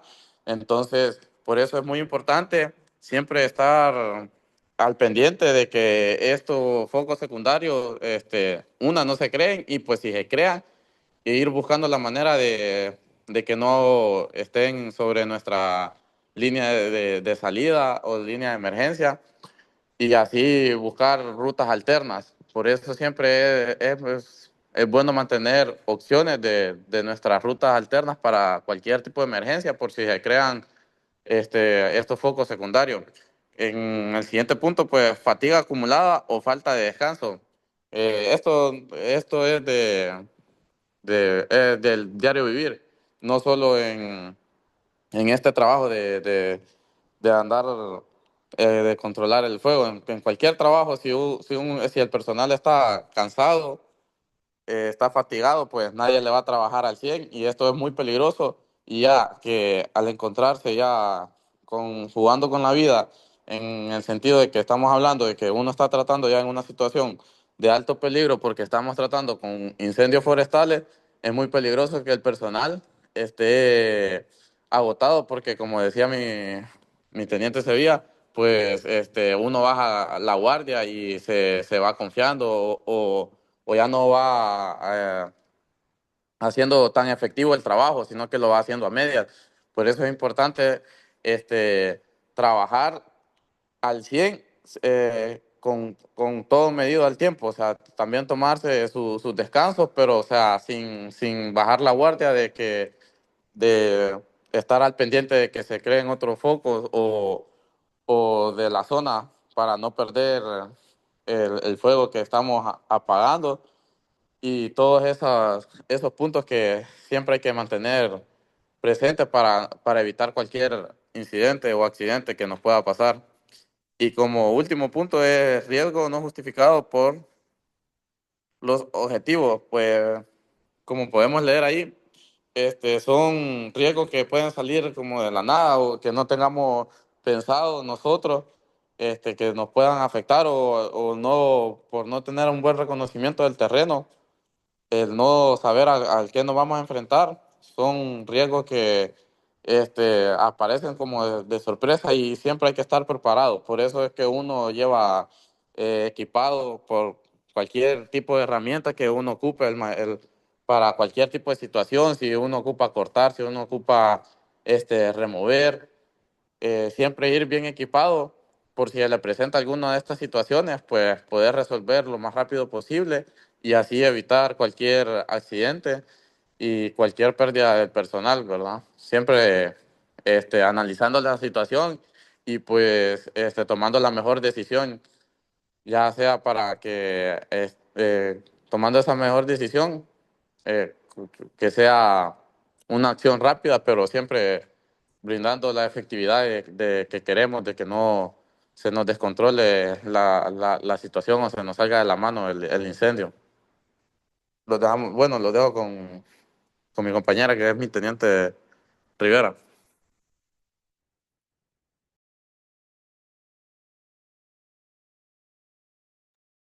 Antes de pasar a las preguntas, unas pequeñas conclusiones. Identificar antes las situaciones de peligro es muy importante porque nosotros podemos prevenir. Me decía una vez un oficial superior, el oficial debe trabajar en el presente y vivir 24 horas adelante. Entonces nosotros tenemos que pensar a futuro, nosotros tenemos que pensar todas las situaciones que pueden poner en peligro nuestras vidas y las vidas de nuestra gente. Eh, Como segunda conclusión, es fundamental que los combatientes y mandos mantengan una vigilancia activa. Permítame.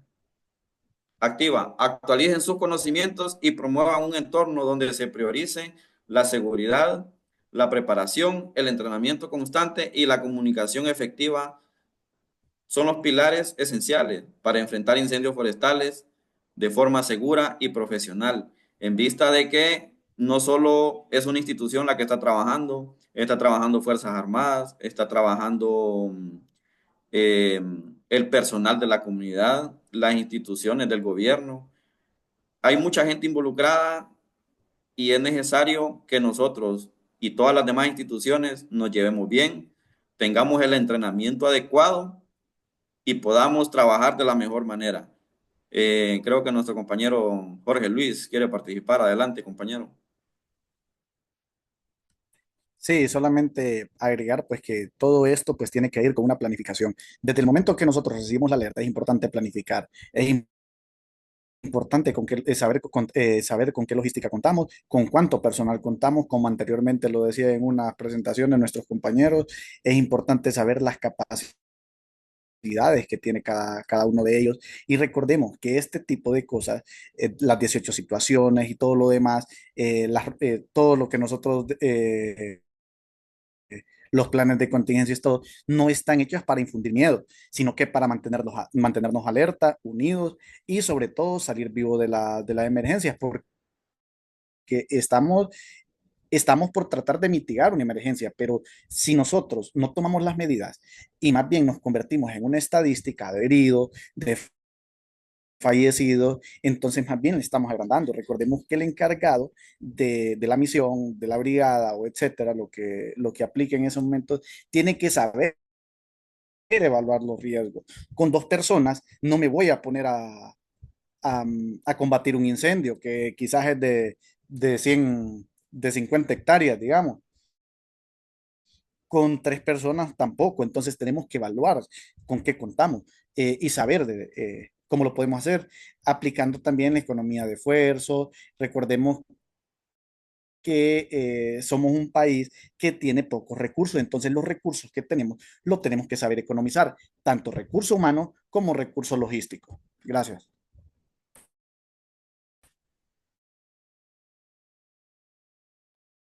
Sergio Peñalba, va adelante. Sí, así es. También dentro de todos los 17, de los 18 ítems que tenemos sobre control de incendios, hay algo peculiar en el número 7 que habla sobre los incendios en pendientes pronunciadas.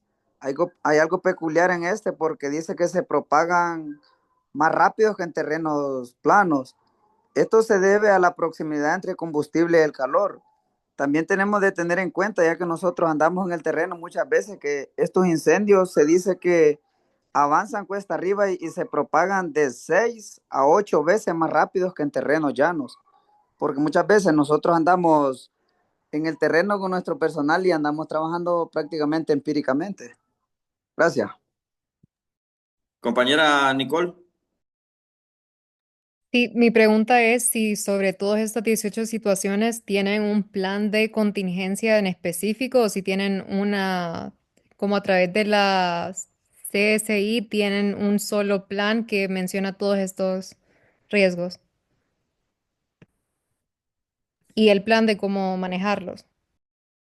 Mire, generalmente los planes los hace cada institución, ¿verdad? De acuerdo a la situación, porque yo no puedo hacer un plan, por ejemplo, en general para todo el país, un plan de contingencia, que decir, si pasa esto, me lo llevo para el hospital Mario Catarino Rivas, o porque no sabemos las distancias. Entonces, cada zona, cada brigada, cada institución que va al mando debe realizar un plan de contingencia en el cual tiene que especificar logística que se tiene que usar, personal mínimo para combatir un incendio, puestos de socorro y lugares, hospitales o clínicas donde se puede ir de acuerdo a la proximidad de cada uno. Entonces, como ejemplo, la institución de ustedes como Fuerzas Armadas tiene un plan para todo esto, digamos, pero no, claro que no tan específico como para mencionar si pasa en este lugar, pero Correcto. sí. Recordemos que hay planes, ¿verdad? Como institución hay planes, eh, ¿cómo le puedo decir? Hay un plan que eso se da en la planificación. Por eso es que le digo, es importante, nosotros le llamamos el briefing antes de decir, en caso de que pase tal cosa, en caso de que hay un fallecido, en caso de que hay una persona con lesiones, mejor vamos a mencionar, en caso de que hay una persona con lesiones, tales personas, el enfermero, por decirlo, ¿verdad? Lo estoy haciendo aquí resumido. El enfermero lo asiste, lo estabiliza y luego tal vehículo que se encuentra asignado en tal lugar lo lleva a tal centro asistencial.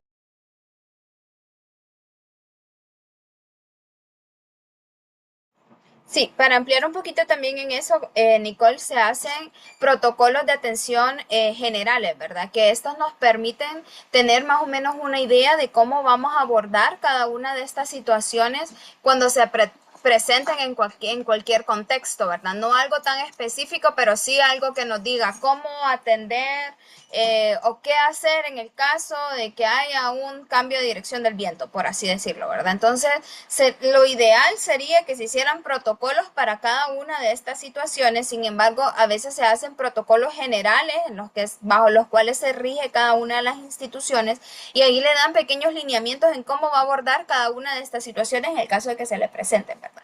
Quizás no tan específico en el tema de para dónde correr si se encuentra atrapado en un incendio. Entonces así, sino que cosas más generales como lo primero que haga al llegar a la zona del incendio es identificar sus zonas seguras y sus rutas de escape. Esa acción le va a ayudar a mitigar cualquiera de las situaciones de peligro que tengan que ver con quedarse atrapado por el fuego, por ejemplo. Sí. Entonces, los protocolos nos permiten justamente eso, tener nociones de cómo vamos a actuar en el caso de que se presenten ciertas situaciones en contextos generales, ¿verdad? Sí, Sevilla. Y por eso es importante las lecciones aprendidas. Recordemos, metiendo un poquito, ¿verdad? La cultura que nosotros tenemos, la cultura organizacional de nosotros como Fuerza Aérea, nosotros decimos que los manuales están escritos con sangre, lastimosamente. Y para eso están las lecciones aprendidas. Que lo que pasa este año no se vuelva a repetir el siguiente año en la temporada de incendios, porque ya sabemos más o menos cuándo a cuándo son los incendios. Entonces, por eso es la importancia de las lecciones aprendidas, porque como le decía la ingeniera Leslie, van a hacer un plan a nivel general, pero cada quien lo va a adaptar y lo viene bajando a su unidad, a su brigada y así por el estilo, para que esto tenga una mayor efectividad. Ahora vamos a continuar con nuestra compañera Catherine Rivera, que va a hacer dos preguntitas al público, a la audiencia, a ver si pusieron atención. Bueno, buena.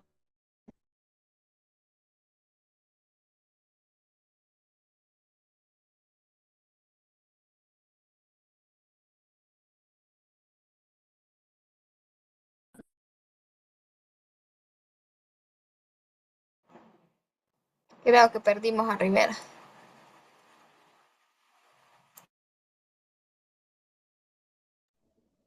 Al parecer sí. Bueno, en todo caso voy a hacer las preguntas. Cualquiera, no necesariamente voy a dar un nombre, pero sí cualquier persona me las puede contestar.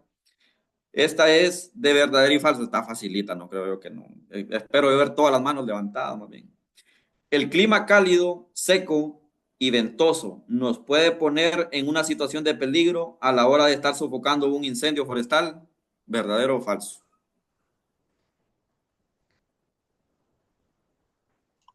Sí, Verdadero. es verdadero.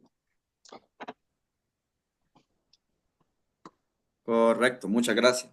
Ahora la segunda pregunta, son dos incisos, A y B.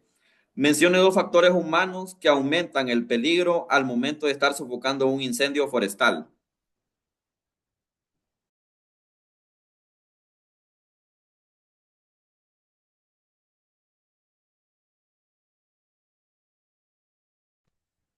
Desobedecer las órdenes del líder. Podría- Ajá, uno más, uno más.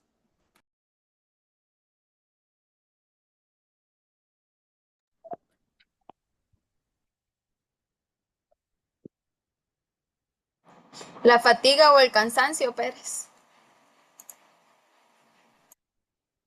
Es correcto, Lendy, es correcto. Porque, bueno, nuestro compañero nos dijo una, ¿va? Que es desobedecer las órdenes. Al momento de nosotros estar en una situación de estas, andamos con con el personal más confiable. En el caso de nosotros los militares, el que no trabaja con un militar está en mal lugar.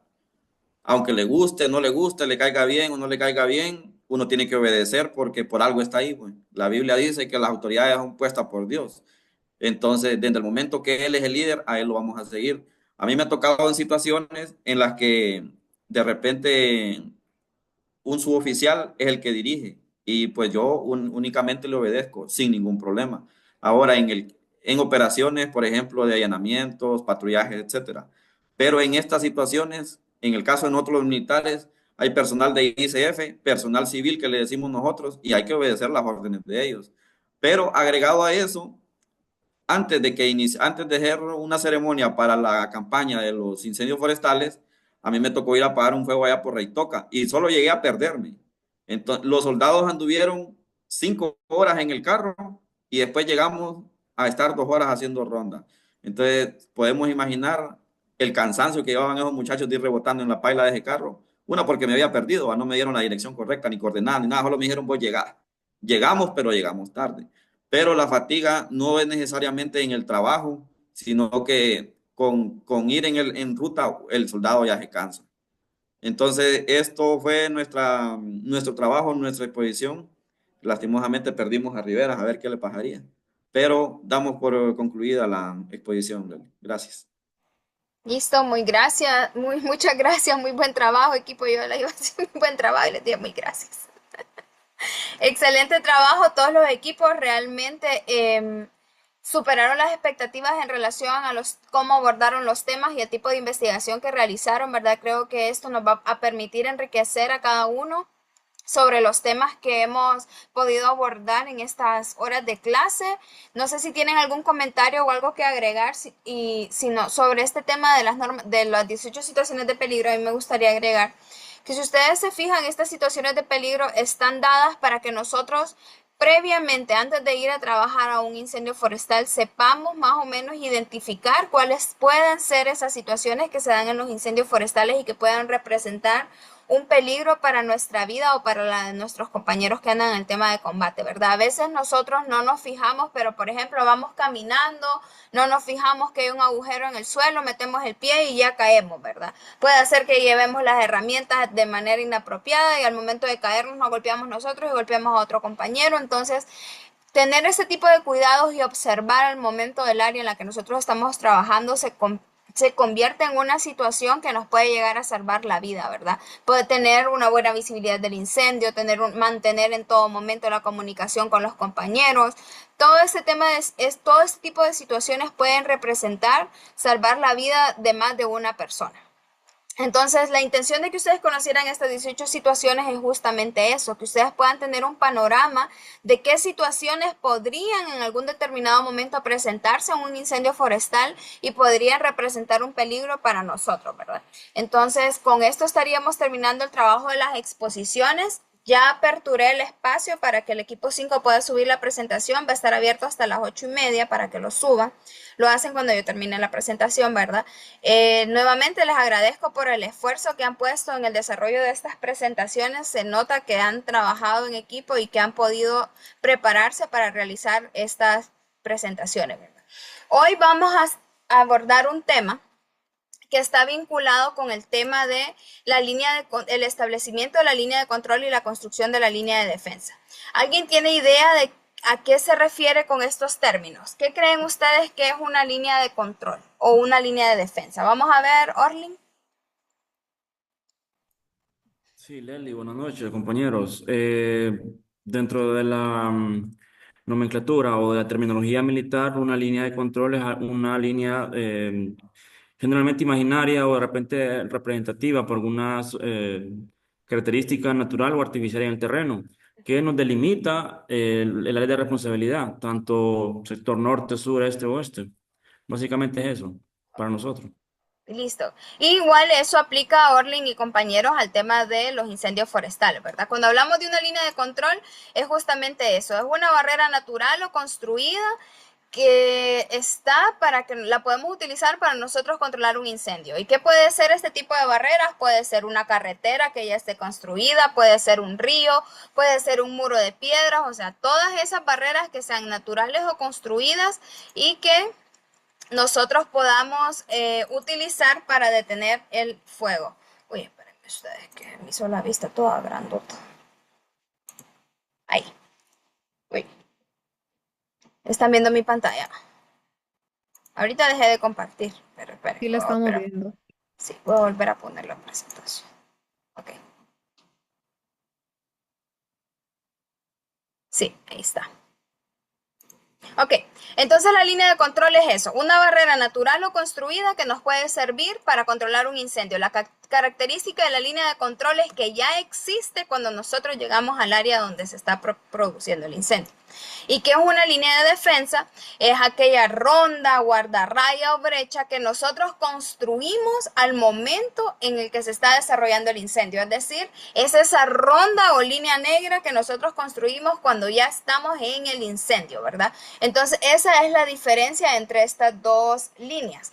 Recuerden, la línea de control es algo, una barrera natural o construida que ya existe antes de que se dé el incendio, y la línea de defensa es la línea que nosotros construimos cuando se está produciendo el incendio, ¿verdad? Que generalmente la mayor parte de nuestro esfuerzo cuando estamos haciendo el tema de control de incendios lo utilizamos en construir justamente este tipo de ronda, ¿verdad? Cuando el incendio está demasiado fuerte que no nos permite hacer un control directo, generalmente lo que nosotros hacemos es construir rondas para detener el fuego. ¿Qué consideraciones nosotros debemos de tomar en cuenta cuando vayamos a aperturar o construir y el ancho de esta línea de defensa? Lo primero que tenemos que ver es qué tipo de combustible yo tengo en el área, ¿verdad? Si tengo combustibles delgaditos y pequeños, ¿cómo creen ustedes que va a ser la línea que voy a construir? ¿Muy grande o pequeña? Consideren combustibles pequeños y delgados, ¿verdad? Sí. Rodríguez creo que estaba hablando. No, ok, entonces esa línea va a ser pequeña, no necesitamos invertir tanto esfuerzo porque los combustibles no ameritan tanto. Pero ¿qué pasa si yo tengo una gran zacatera que no se ha quemado en 15 años y aparte de eso tengo un montón de troncos secos en el área, tengo un montón de árboles que están resinándose? ¿Cómo creen ustedes que va a ser la línea de defensa que yo voy a construir? La línea de más ancha. Más ancha y más robusta, ¿verdad? Generalmente nosotros decimos analguita de India, es decir, que quede casi a suelo mineral aquella línea, ¿verdad? Entonces ustedes para que ustedes vean cómo el tema de los combustibles determina también ese tipo de línea que yo voy a construir en el área del incendio. También debemos de considerar las pendientes. Si tenemos pendientes muy pronunciadas, obviamente nuestra línea de defensa va a ser mucho más ancha porque corremos el riesgo que materiales rodantes se pasen al otro lado donde no está quemado y nos ocasionen un foco secundario de un incendio, ¿verdad? Si estamos en terrenos planos o con pendientes no tan pronunciadas, pues podemos jugar con el margen de ancho con el que hacemos nuestra línea de defensa. Otro factor que debemos de considerar son los factores atmosféricos, principalmente el viento, ¿verdad? La velocidad de dirección del viento, porque eso nos va a determinar también o nos puede provocar un cambio en la dirección del fuego o también puede levantar chispas o pavesas que nuevamente generarían un foco secundario en el que tendríamos que poner esfuerzo para combatir otro incendio. Y otro factor importante también son aquellas partes del incendio que no han sido controladas. Tenemos que ver el tema de los dedos, recuerdan la imagen, ¿verdad? Los dedos, los flancos, si tenemos algunas islas que se han quedado dentro del área sin quemar, ver por dónde va la cabeza del incendio y todo eso también determina el tema del ancho y largo de esta ronda, ¿verdad? Aquí podemos ver gráficamente cómo pueden ser las consideraciones en la línea de defensa. Solo permítanme, voy a ocultar esta línea flotante. Ahí está. Consideraciones para el establecimiento de la línea de defensa. Tenemos que ubicar nuestra línea de defensa tan cerca del borde del incendio como sea posible y esto va a depender obviamente del comportamiento del fuego, ¿verdad? ¿Por qué creen ustedes que debe ubicarse lo más cerca del borde posible? ¿Qué aspecto creen ustedes que se considera o qué es lo que pretendemos hacer construyendo una línea de defensa lo más cerca del borde posible? Cuando se puede, ¿verdad? Cuando las condiciones del incendio lo permiten. ¿Qué creen ustedes que estamos queriendo hacer? Que el área sea menor, Leslie, no sé si sea eso. Exactamente, Adoni. Muy bien, es justamente eso, ¿verdad? Lo que pretendemos hacer es disminuir el área que está siendo afectada por el incendio. Otra consideración que debemos de tomar en cuenta es que toda la línea de defensa debe anclarse iniciándose en un punto y terminándose en otro. Recuerden que una de las situaciones de peligro era que tuviéramos líneas de defensa que no estuvieran ancladas o que no tuviéramos puntos de anclaje en un incendio, ¿verdad? Entonces justamente es eso. Lo que estamos viendo acá. ¿Por qué debemos anclarlas? Porque esto nos va a permitir que nosotros tengamos certeza de que si nosotros seguimos la línea de defensa que estamos construyendo, vamos a llegar a un punto de anclaje y ese punto de anclaje se puede convertir en nuestra zona segura al momento del combate del incendio. Otra consideración es ubicar la línea de defensa lo bastante lejos si el incendio se está dispersando rápidamente o es muy caliente para un ataque directo. Es decir, en este caso, como les mencionaba, ¿verdad?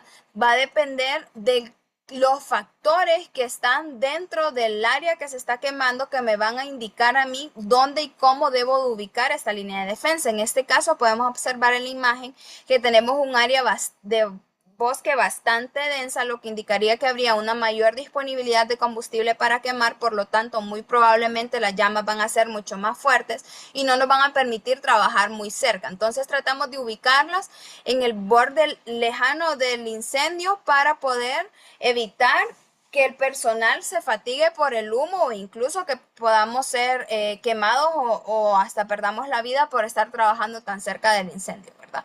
Porque recuerden que hay factores que no controlamos nosotros que pueden provocar un cambio en el comportamiento de este fuego. La otra es evitar la construcción de la línea de defensa cuesta abajo del incendio. Es decir, nosotros vamos a construir nuestra línea de defensa hacia arriba del fuego, ¿verdad? No hacia abajo, porque ¿qué puede pasar aquí si nosotros nos ponemos a construir la ronda acá?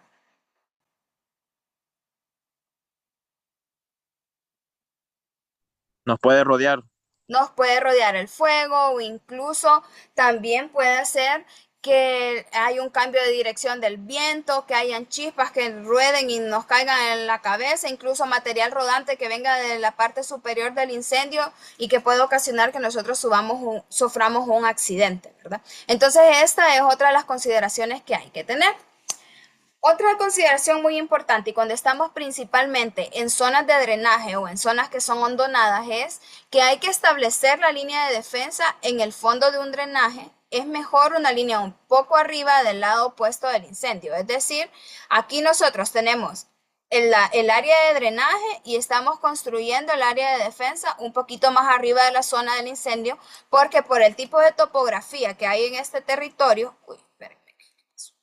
por el tipo de topografía que hay en este territorio, y recuerden lo que mencionaban algunos de ustedes, en los terrenos más empinados, los combustibles están más cerca del calor, ¿verdad? Entonces, esta exposición a este lado del incendio puede ocasionar que hayan materiales rodantes, que hayan pavesas, que caigan troncos, y si yo hago la línea de defensa muy cerca acá, no voy a tener cómo proteger esta zona. O sea, la línea de defensa no va a estar cumpliendo el propósito de defender esta área que no está siendo quemada.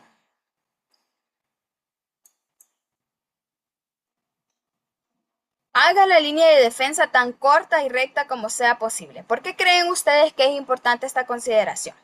Tratar de hacer la línea de defensa lo más corta y lo más recta posible, dependiendo de las circunstancias del incendio. ¿Por qué creen que es importante esta consideración?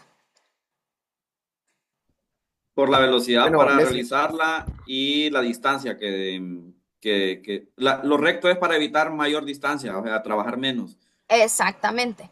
Gracias, Pérez. Vamos a ver, Galvez. Bueno, también para la cuestión de visible, entre más larga la tenemos, menos visible podemos ver el objetivo a que queremos lograr. Y pues más corta, pues también tenemos un espacio, ¿verdad? Donde decir, bueno, hay tal problema en tantos metros, entonces eso nos ayuda, ¿verdad? Corta y recta, porque así tenemos una mejor visibilidad. Sí, muchas gracias, Galvez. Sí, justamente los dos factores influyen bastante, pero principalmente es justamente eso, evitar fatigar al personal construyendo aquella carretera, aquella ronda tipo carretera y haciendo aquel relajito de curva, ¿verdad? Porque el personal va a tener mayor agotamiento y si no tenemos personas con las que hacer el relevo, entonces corremos el riesgo de que nuestro personal pueda fatigarse y no piense con claridad al momento de hacer la función del combate del incendio. Otra característica es que cuando ubiquemos la línea de defensa, aprovechemos las barreras que ya existen para que detengan el fuego. ¿Con qué intención creen ustedes que aprovechamos las barreras que ya existen o las líneas de control que ya existen dentro del área del incendio? ¿Con qué propósito? Bueno, una cosa es la fatiga también del personal, pues. Muy bien, Y tal vez establecer una área más segura de control del incendio también, me parece. Puede ser para ubicar zonas de control. Vamos a ver, López. Y apoyando lo que dijo el compañero, es para evitar el exceso de la fatiga del personal, ya que se haría una menor cantidad de ronda, menor de distancia en cantidad de ronda y así se ahorra energía del personal que está empeñado. Muy bien, gracias, López. Vamos a Rodríguez y después Pérez. Sí, justamente el comentario que decía el compañero viene relacionado al mío. Básicamente era eso, es tomar en consideración que ya hay una barrera natural artificial y el esfuerzo del personal empeñarse en áreas que están más, con más combustible. Okay, muy bien, vamos, Pérez.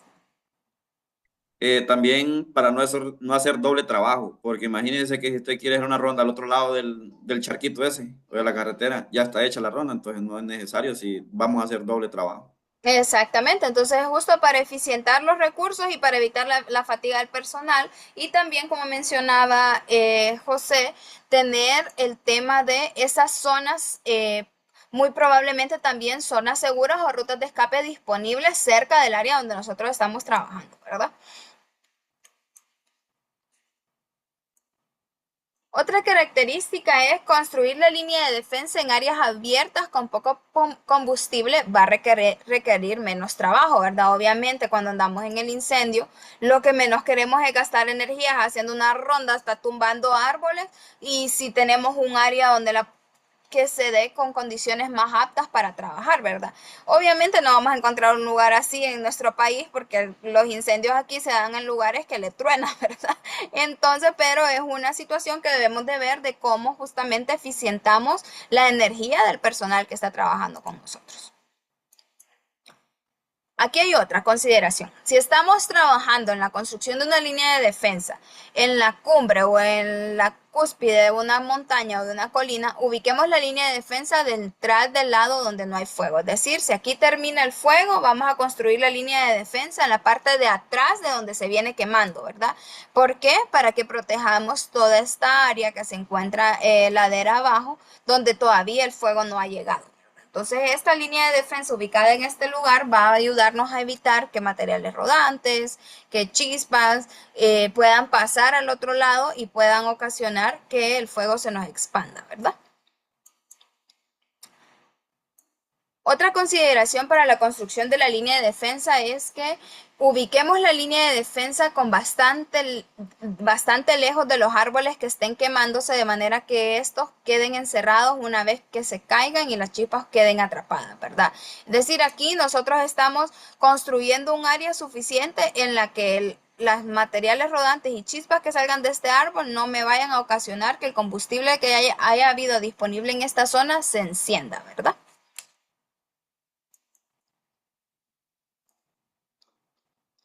Otro aspecto a considerar al momento de construir nuestra línea de defensa es que hay que hacer cortes o aclareos, es decir, que hay que hacer podas en aquellas zonas donde hayan combustibles aéreos muy pesados. Por ejemplo, hay lugares en los que hay bastantes lianas, bastantes enredaderas, bastantes arbustos que están bien tupiditos y que también pueden convertirse en focos de calor. Entonces tenemos que hacer este tipo de raleos, lo llamamos nosotros, ¿verdad? O cortes para eliminar ese tipo de material combustible que esté disponible y de esta manera hacer más eficiente la construcción de nuestra ronda.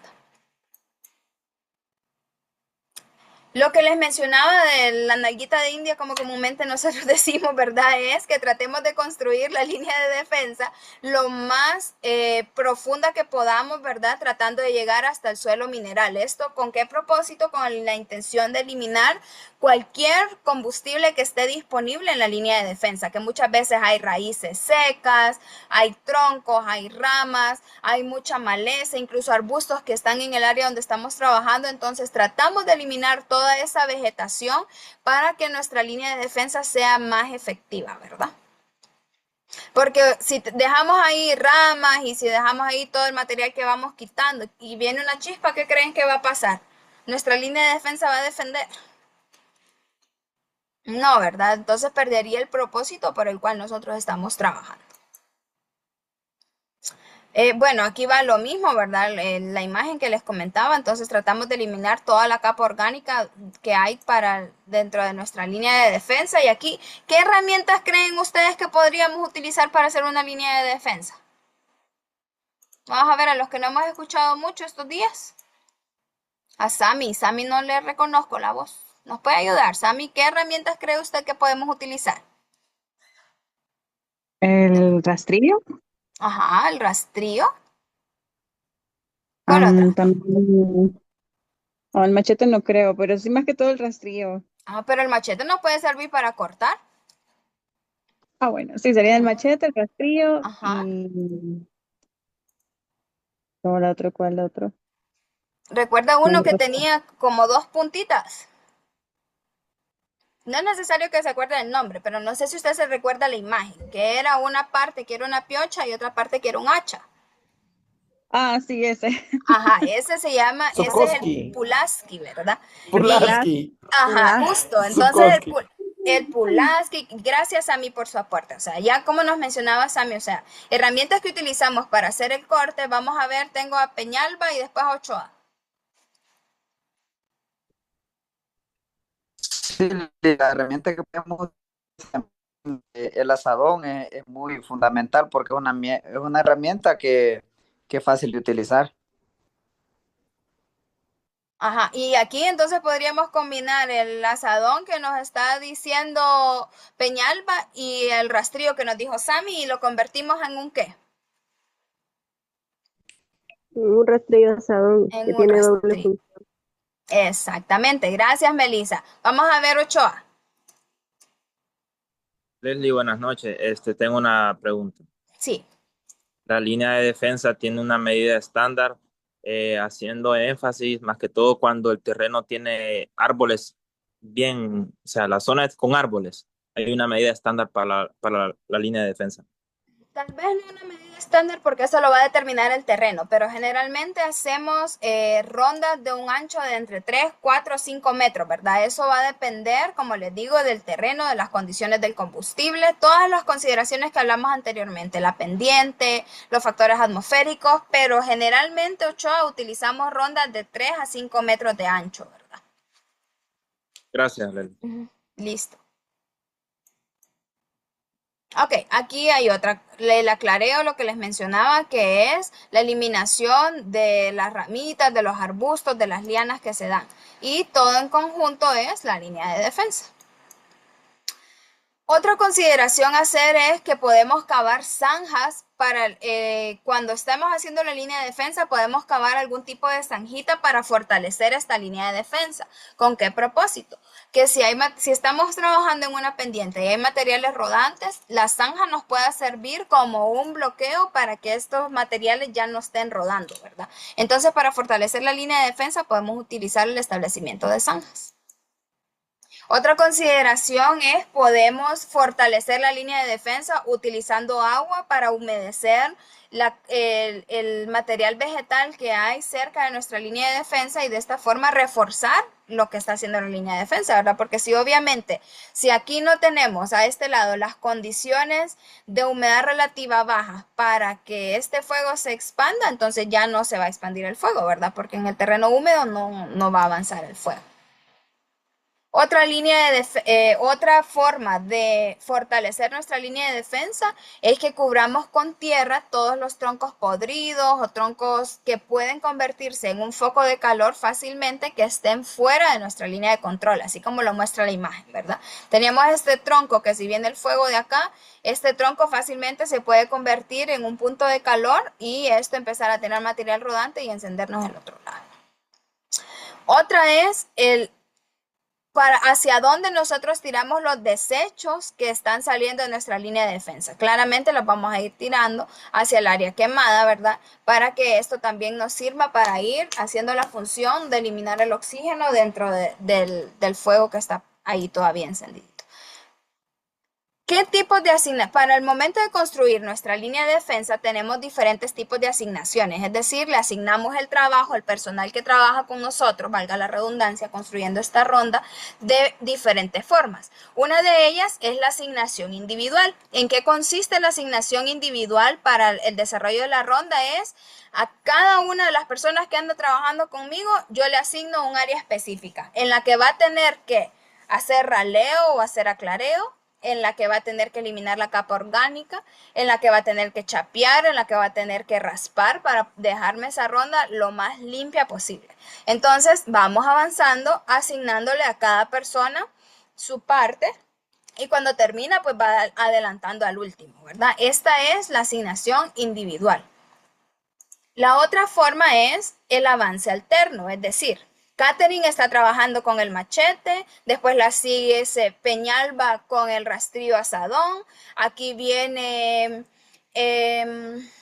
vamos a ver, sí, Catherine aquí está con el machete eliminando toda la maleza, viene aquí Peñalba con el rastrillo y con el Pulaski arrancando todos los troncos con el Pulaski, después viene Ochoa aquí con el rastrillo asadón eliminando todo lo que está encima de esa línea para tratar de dejarlo lo más limpia posible. Entonces, este es el avance alterno, donde a cada persona le asigna una herramienta o una tarea específica y en conjunto vamos construyendo la ronda, ¿verdad? Cada quien hace una actividad. Y el otro es el avance progresivo en el que todos vamos trabajando ahí sobre la ronda, que generalmente el avance progresivo es lo que hacemos cuando estamos en el combate de los incendios, ¿verdad? Vamos ahí todos al mismo tiempo trabajando con el rastrillo, haciendo todas las labores todos en la misma área para ir avanzando y terminando rápidamente la construcción de la ronda. El avance progresivo es uno de los avances más rápidos que tenemos porque el personal está todo enfocado en construir de la misma forma la línea de defensa, ¿verdad? Entonces, hasta aquí vamos a abordar el tema de hoy. Mañana vamos a seguir con el tema de la quema controlada, que con eso abordaríamos el último la última temática que tenemos planificada para el desarrollo de este módulo. No sé si tienen alguna pregunta, algún comentario sobre el establecimiento de la línea de control y la construcción de la línea de defensa. ¿Tenemos algún comentario, alguna pregunta? Tenemos un minutito todavía.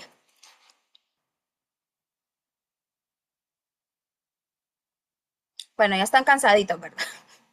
Entonces, hasta aquí nos vamos a quedar con la temática el día de hoy para terminar mañana con la quema controlada, que es el último tema que vamos a abordar antes del examen. Les recuerdo al equipo número 5 subir la tarea, la tienen aperturada hasta las 8:30. Traten de revisar las presentaciones que hemos hecho, no olviden ver la película y hacer el ensayo, que van a tener espacio hasta el sábado, y ese sí, no tiene más prórroga, se cierra el sábado. Y el examen lo vamos a realizar en la hora de la clase para que después puedan quedar libres para sus otras funciones que realizan. Entonces, muchas gracias, chicos y chicas, por su atención esta noche. Sé que han sido noches largas porque están bastante cargadas de información, pero ha sido bastante entretenido y dinámico ir participando entre todos e ir construyendo conocimiento, ¿verdad? Entonces, hasta aquí. Sí, Rodríguez. Solo para, tal vez nos podrían apoyar los compañeros con las presentaciones que hicieron. Tal vez las suben al grupo del chat de WhatsApp. Solamente. Bueno, grupo 2 ahorita lo envía. Sí, súper bien. Listo. Vaya pues, entonces aquí cerramos la clase del día de hoy. Jóvenes, descansen. ¿Hay flores? Máster, buenas noches. Disculpe, ¿qué tarea es la que hay que subir? Mire, ahorita solo está pendiente subir el número 5, la presentación, el equipo 5, la presentación. Individualmente tienen que ver la película de Héroes en el Infierno, Only the Brave en inglés, y hacer un análisis de esa película, ver todos los aspectos que hemos estado viendo durante la clase. Pues José ya la vio la película, no me acuerdo quién más, y pueden ir viendo cómo todos estos temas se ven reflejados en el desarrollo de las actividades en campo, ¿verdad? Entonces, justamente eso, ver la película y hacer el ensayo, esta tarea es individual, y la otra es el examen que vamos a realizar el jueves. Poquitas tareas, ¿ves? Para que no digan que qué mala Leslie cómo nos llena de tareas. Gracias, Entonces, vaya pues, listo. Ahora sí, si no hay más preguntas o comentarios, descansen y nos vemos mañana a la misma hora, si Dios permite. Gracias, buenas noches. Listo, descansen, buenas noches, nos vemos. Buenas noches. Buenas noches. Buenas noches, Máster maestra. Leslie. Buenas noches, buenas noches.